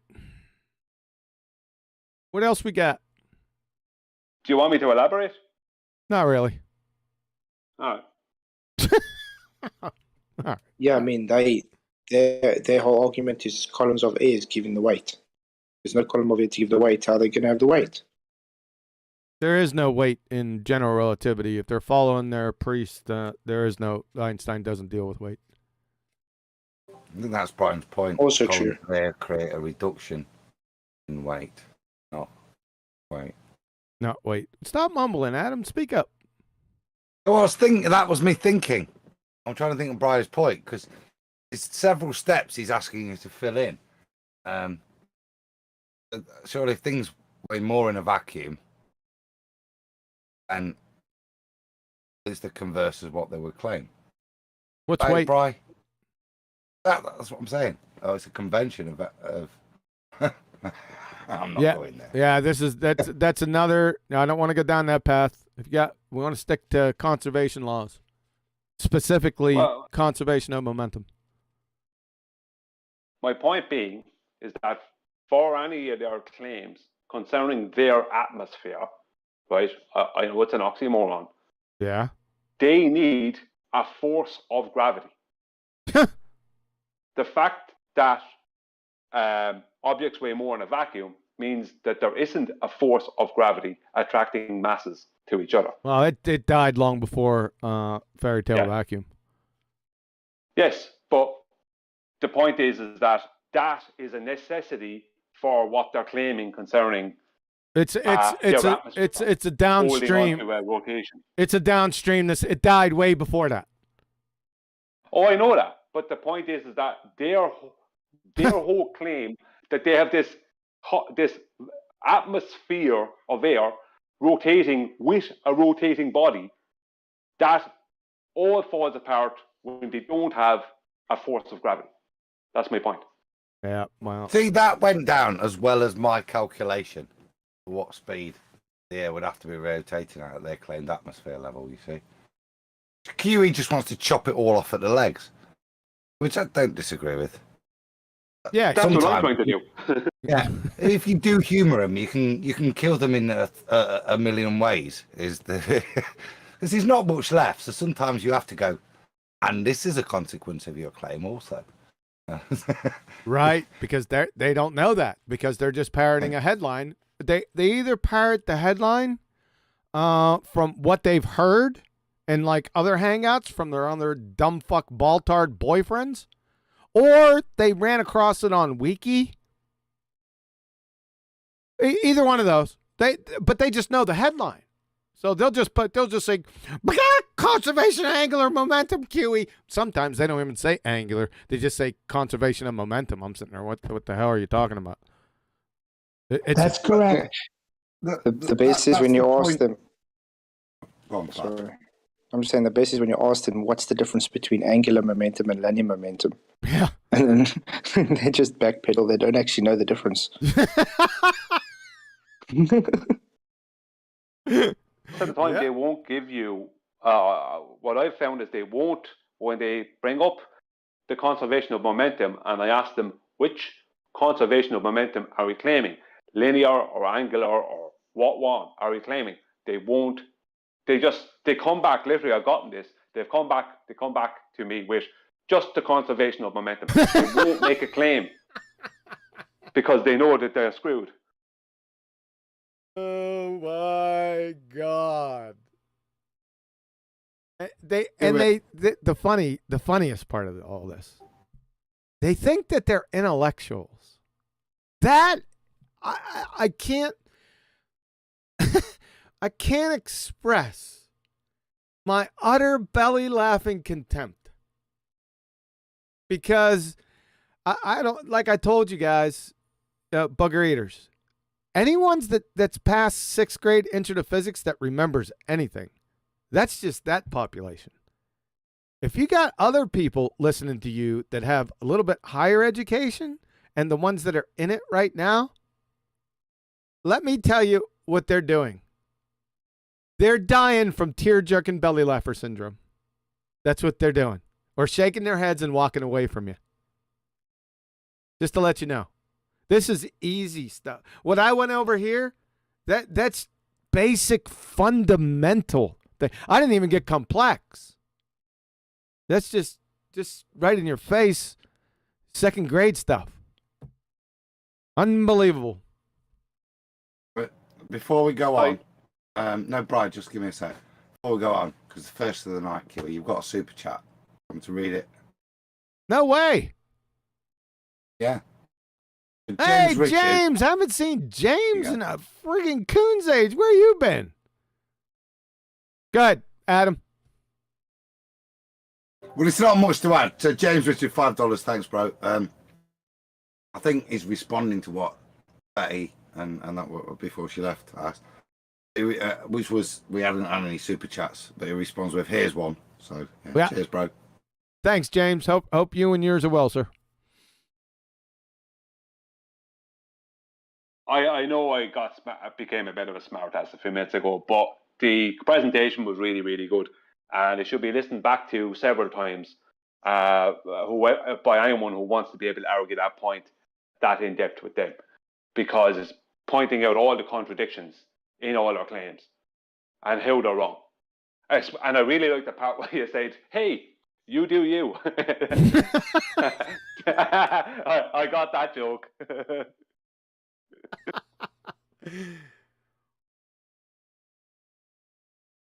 I don't know, man. I don't know what to say about this anymore. It's so blatantly fraud. They're blatantly fraudulent. That's what's happening here. Pretend. When I say pretender clown, I mean fraud. That's what that means. Fraudulent. Yeah. Sorry. Go ahead. Just say, yeah. Because I'm in total agreement, because they're trying to portray themselves as intellectuals. Yes, they're doing the opposite of what an intellectual would do. To be an intellectual, the first thing you have to be is honest with yourself, isn't it? That would be the step one, I would reckon. I don't know. I'm not claiming to be an intellectual, but that would be step one. You'd have to be honest with yourself. That way, you wouldn't be, making mistakes and then pretending they didn't happen. Not if you have a religion, Brian.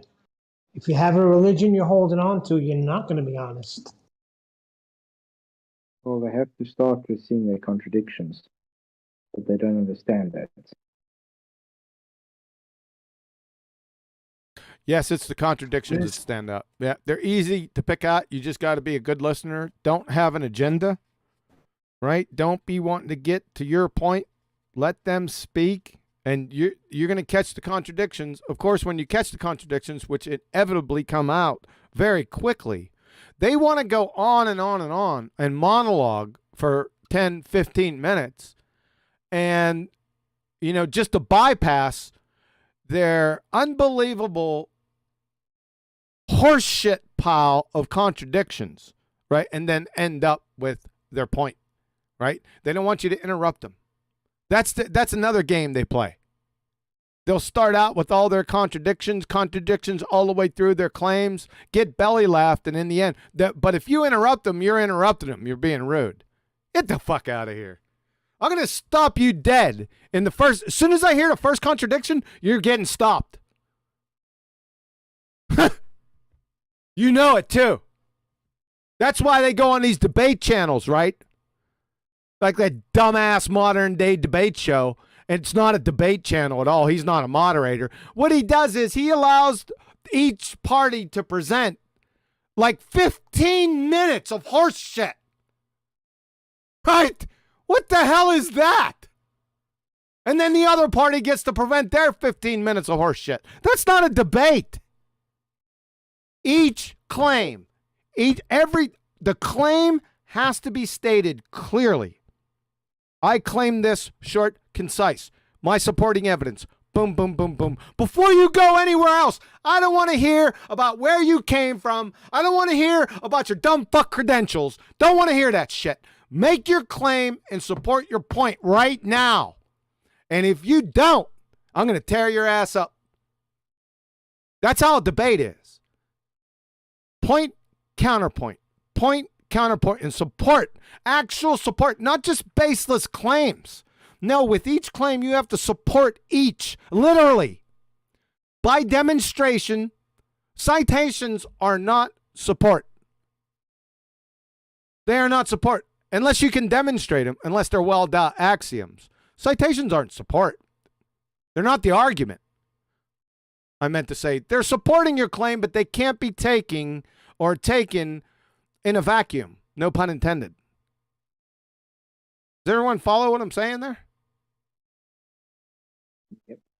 Like people come up and argue with me about citations. What I do, I belly laugh at them at first, and then I say, okay, I'm going to pull you out the citation, and we're going to go through the actual cowbell of what the citation's saying. Right? You following that? I did it the other day. But go ahead, Adam. You wanted to add something? Yeah, just sorry to interrupt you. So you got another super chat. Do you want me to read it? Oh, damn. Okay. Yeah, go ahead. Thanks. So Goldie McKerman. Off topic. Sorry, please consider using Give Sengo rather than GoFundMe. I'm begging you. Explanation upon request. Give me a second. I'll probably explain. I can. Well, it's simply straightforward, really. I think I assume to do if you're hauling trucks north of the United States. Really? I've never even heard of Give Send Go. Yeah. Let me say that again. It's a more preferred platform. They didn't engage in. Is it? I think freezing assets. Okay. That's the point there. All right. Well, thanks, Goldie. Appreciate the information and the super chat. Thank you.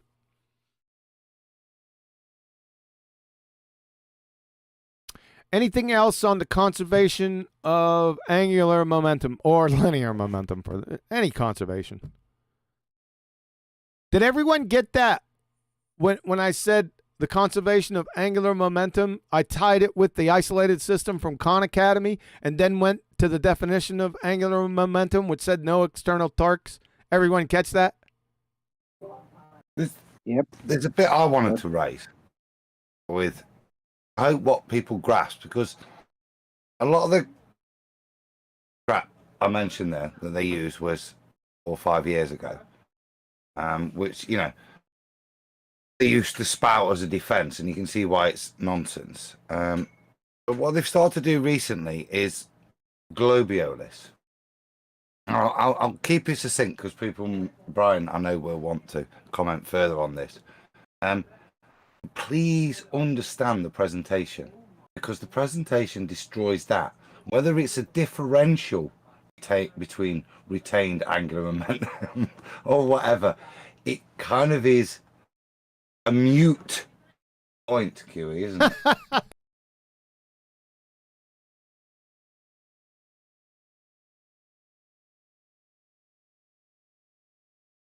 Well, what I'd say on that is I only need to say a very small amount on it, is their Globiolis claim is based off of the conservation of linear momentum, because it's all based off of the rim velocity or the linear rate.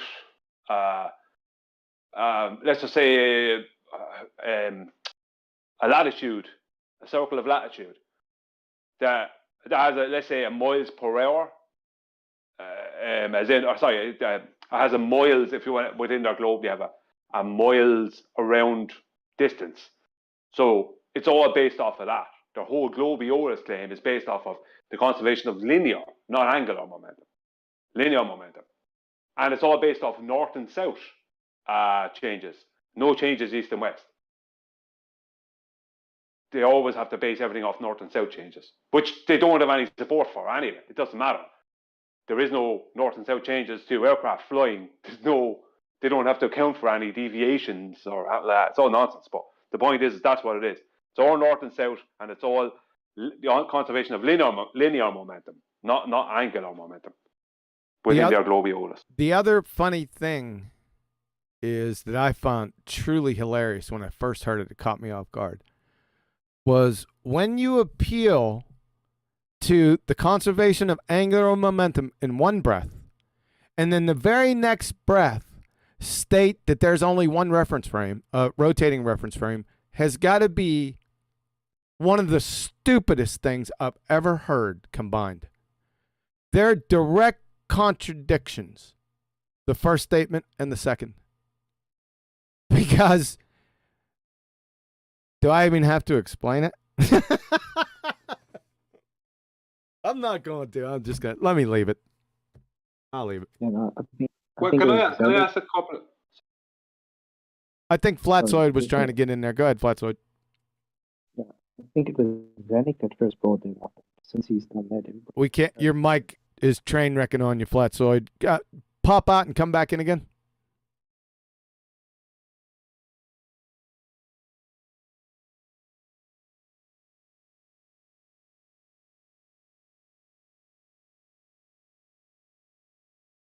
Go ahead.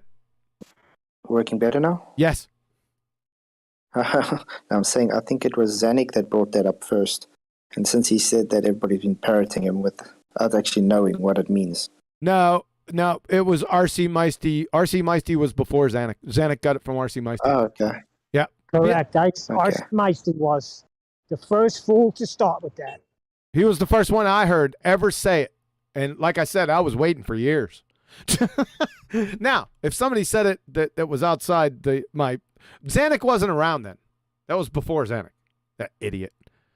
So, but if somebody said it before RC Meisty, then I never heard it. You know, I'm not only talking about the hangouts that I was in, Nathan's show, but anywhere else. I never heard anyone say it. That was the first time. So, that was a long wait. I had a lot of patience. I'm not a patient man, but I was patient with that. I knew it was coming. Just had to wait.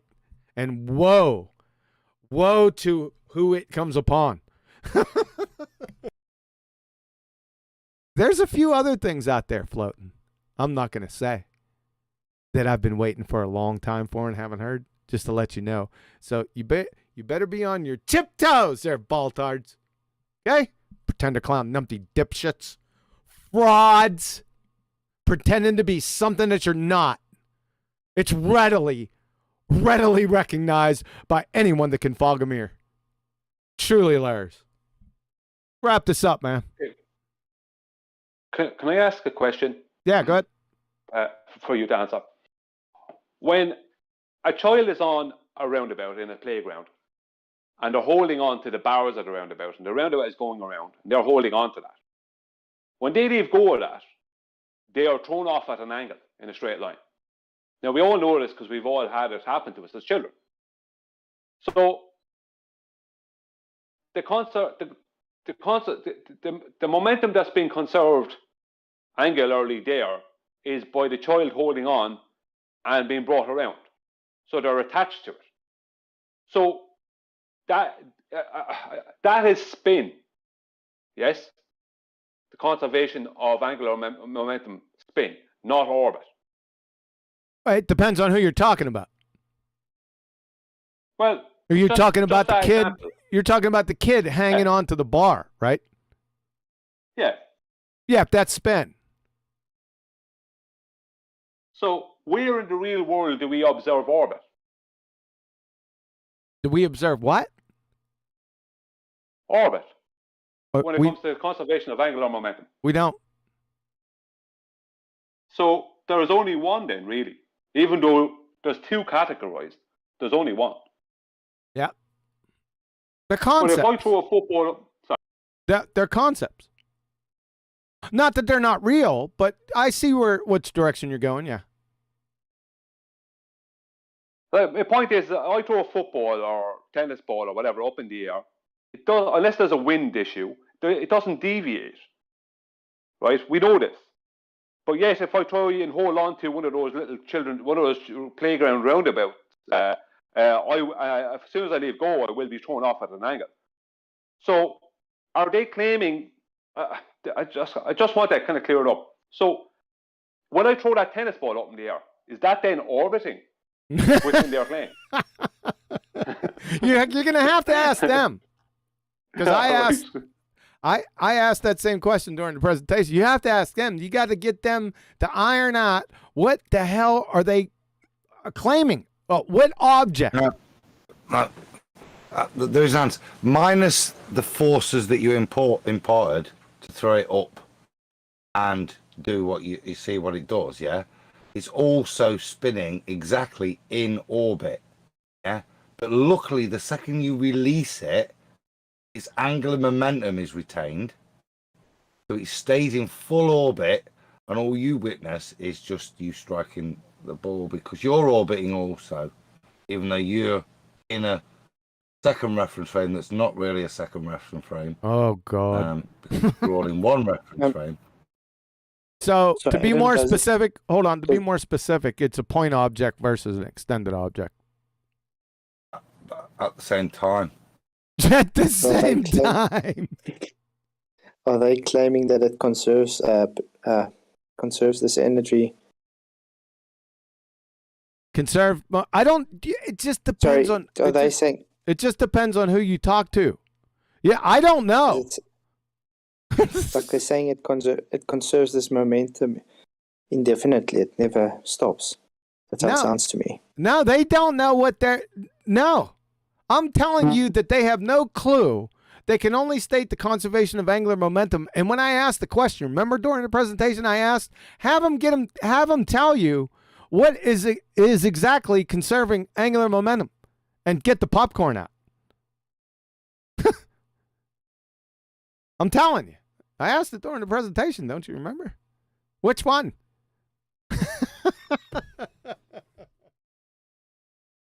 They don't know. Each individual situation is going to depend on the answer to that question. Surely each molecule has to be point orbiting. Well, this is why I did that calculation. Because of the first law violations that it creates as well. Yep. How about the hovering helicopter? Well, that's the point. The higher that helicopter goes, the more it should drift. Now, wait a second. Wait a second. Not even getting to that. Hold on a second. The hovering helicopter, they say, has angular velocity. How can something that's hovering have an angular velocity? How can it accelerate, like rotate, when the Earth rotates, folks, just to let you know, BallTARDs.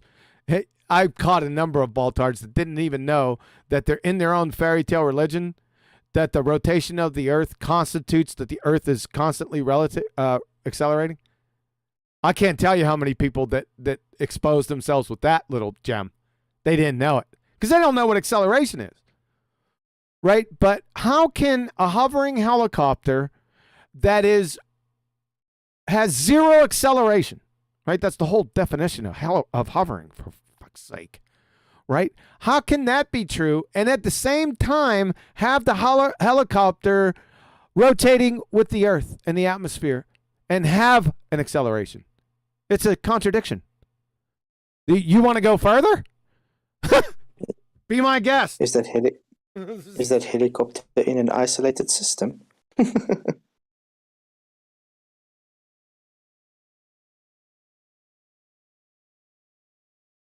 think we might. Did you catch the other super chat as well? I had to nip for a quick top up of wine. But from Mike 808.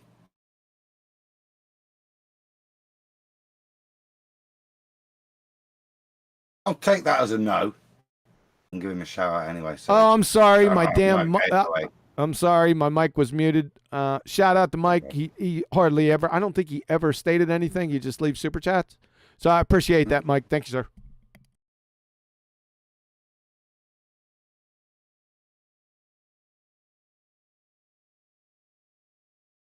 All right, it looks like we're winding down here. Let's see what we got here. Who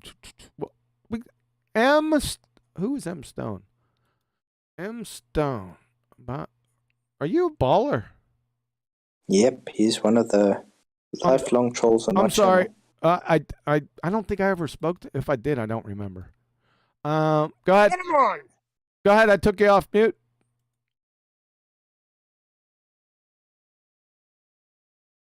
You're off mute. Don't worry. Don't take it personally that you've been on mute the whole time. Anyone new that comes in here is immediately on mute because we don't want them damaging the show. If you follow that, so it's nothing personal. And I just seen that you were in here, so my fault. Go ahead. Do you have anything to add?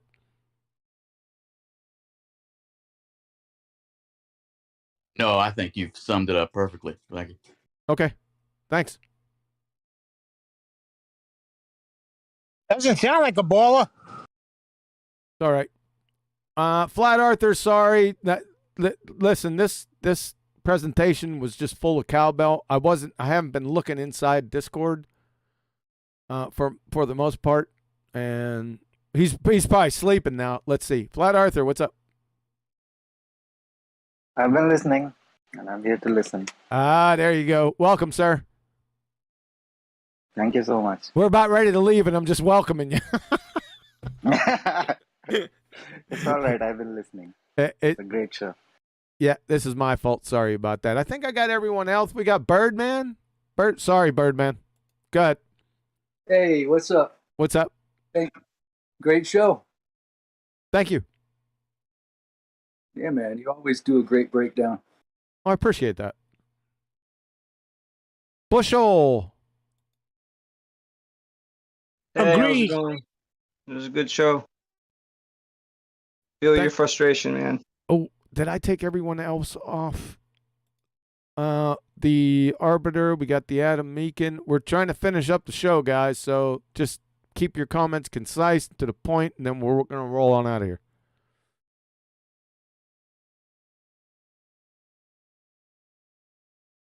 Go ahead, Data. What do you got? Keep it concise.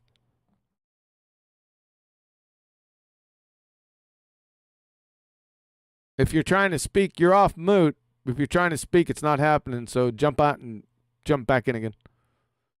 Can you hear me? Oh, yeah, got you now.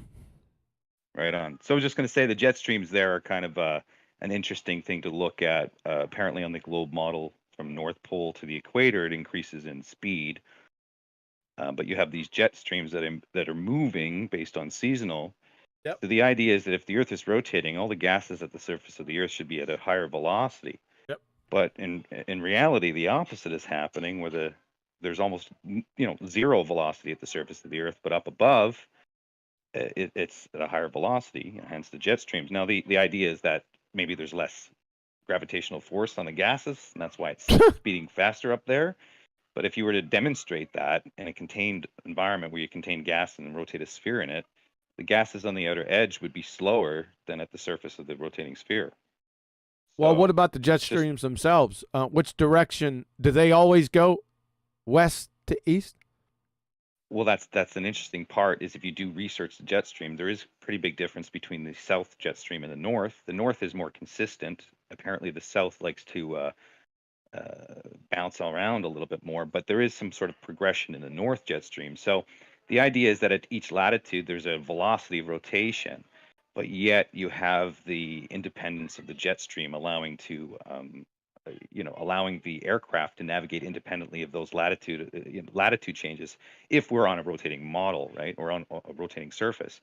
So it's interesting how none of that is applied that I've seen. But here's the bigger. You know what? In all of that, into. you didn't answer my question.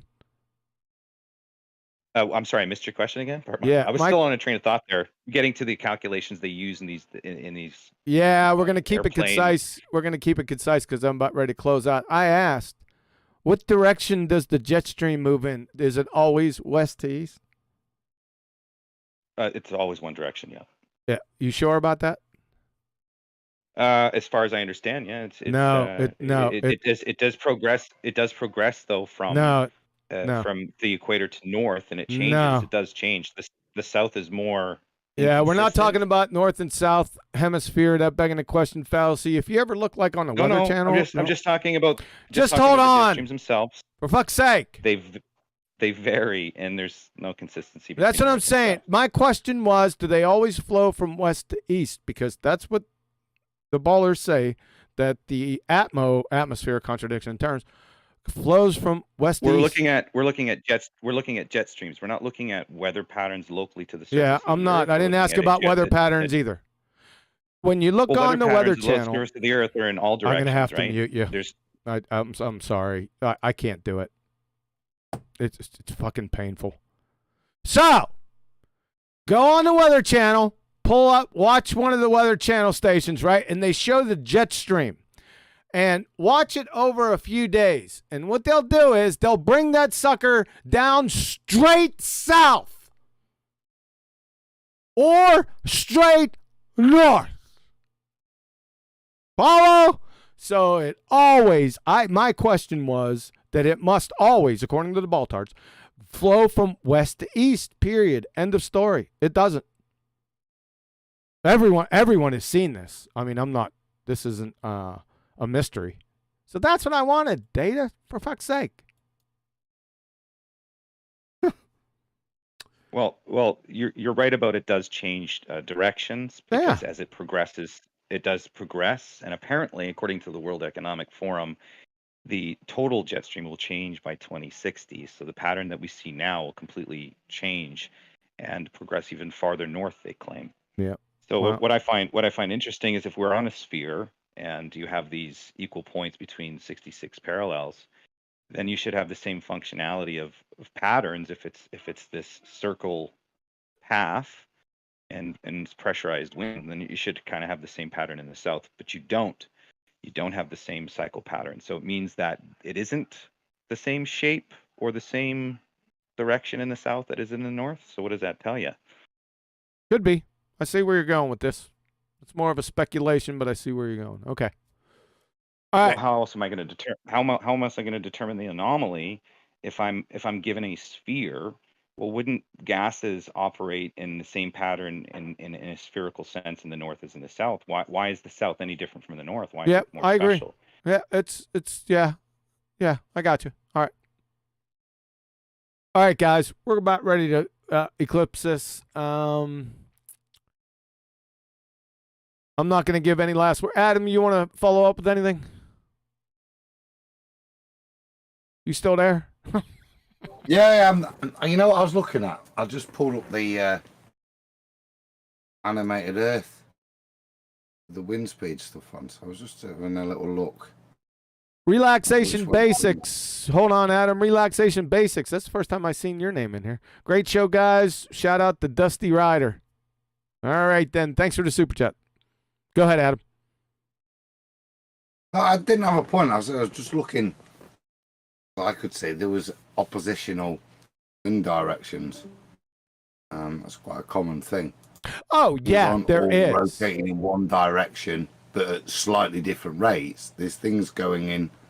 Now, Baller might try, like I say, try to express that as a net zero thing. But the ridiculousness in that claim is nonsensical compared to observable and measurable reality. The only reason you can claim something's going 50 miles an hour that way when in actual fact in your world it's going 1,000 miles an hour that way against one that's going 950. That's what they're kind of stacking up. So I don't see those things, but I'm sure I've seen oppositional rotation, wind flows. So yeah, all you have to do is just be a second grader, Adam, and walk outside. And if the the wind isn't coming from west to east, then it implodes the entire heliocentric BallTARD spinning space monkey religion right there, doesn't it? Yeah, but all that aside. Yeah, because importantly, that's kind of irrelevant to look at the detail for me in today's presentation of what you've been mugged off with in the past. But not sure what that means. You know what it means now, and you now call them bullshitters for trying to claim that that's in any way applicable to what they're talking about. And hopefully that's what was demonstrated with the blue balls or whatever, the lights, but all of them. This crap we've suffered, and that's a really succinct way of understanding it and being able to take them apart from that point on. Yes, sir. We'll come back. Mate. We'll come back and touch on this again. This isn't, like I said, in a vacuum or anything. Now that I put it all out there, there's nothing anyone could do about it. I mean, it is what it is. And they're going to, I don't know what they're going to, probably just blow it off. But you're exposed again. That's all I can do. So I'm going to wrap it up, guys. All right. Thanks for coming. Appreciate it. Hope everyone out there in YouTube land got a lot out of this presentation. Remember the initial one. The second grade reasoning presentation, it's as deadly as this more complicated one with the conservation of angular momentum. All you need is the first one. You'll get them. They'll be compromised in less than a Planck time. And second graders all will know it. Right? You're going to be hearing more of it over the next few days or few weeks and a month. I'm not going to let it go. So, yeah, I'm going to be hammering them with it. So, like I said, appreciate your time. Hang in there, and we'll see you next time. And that'll be this Thursday with Betty. Out.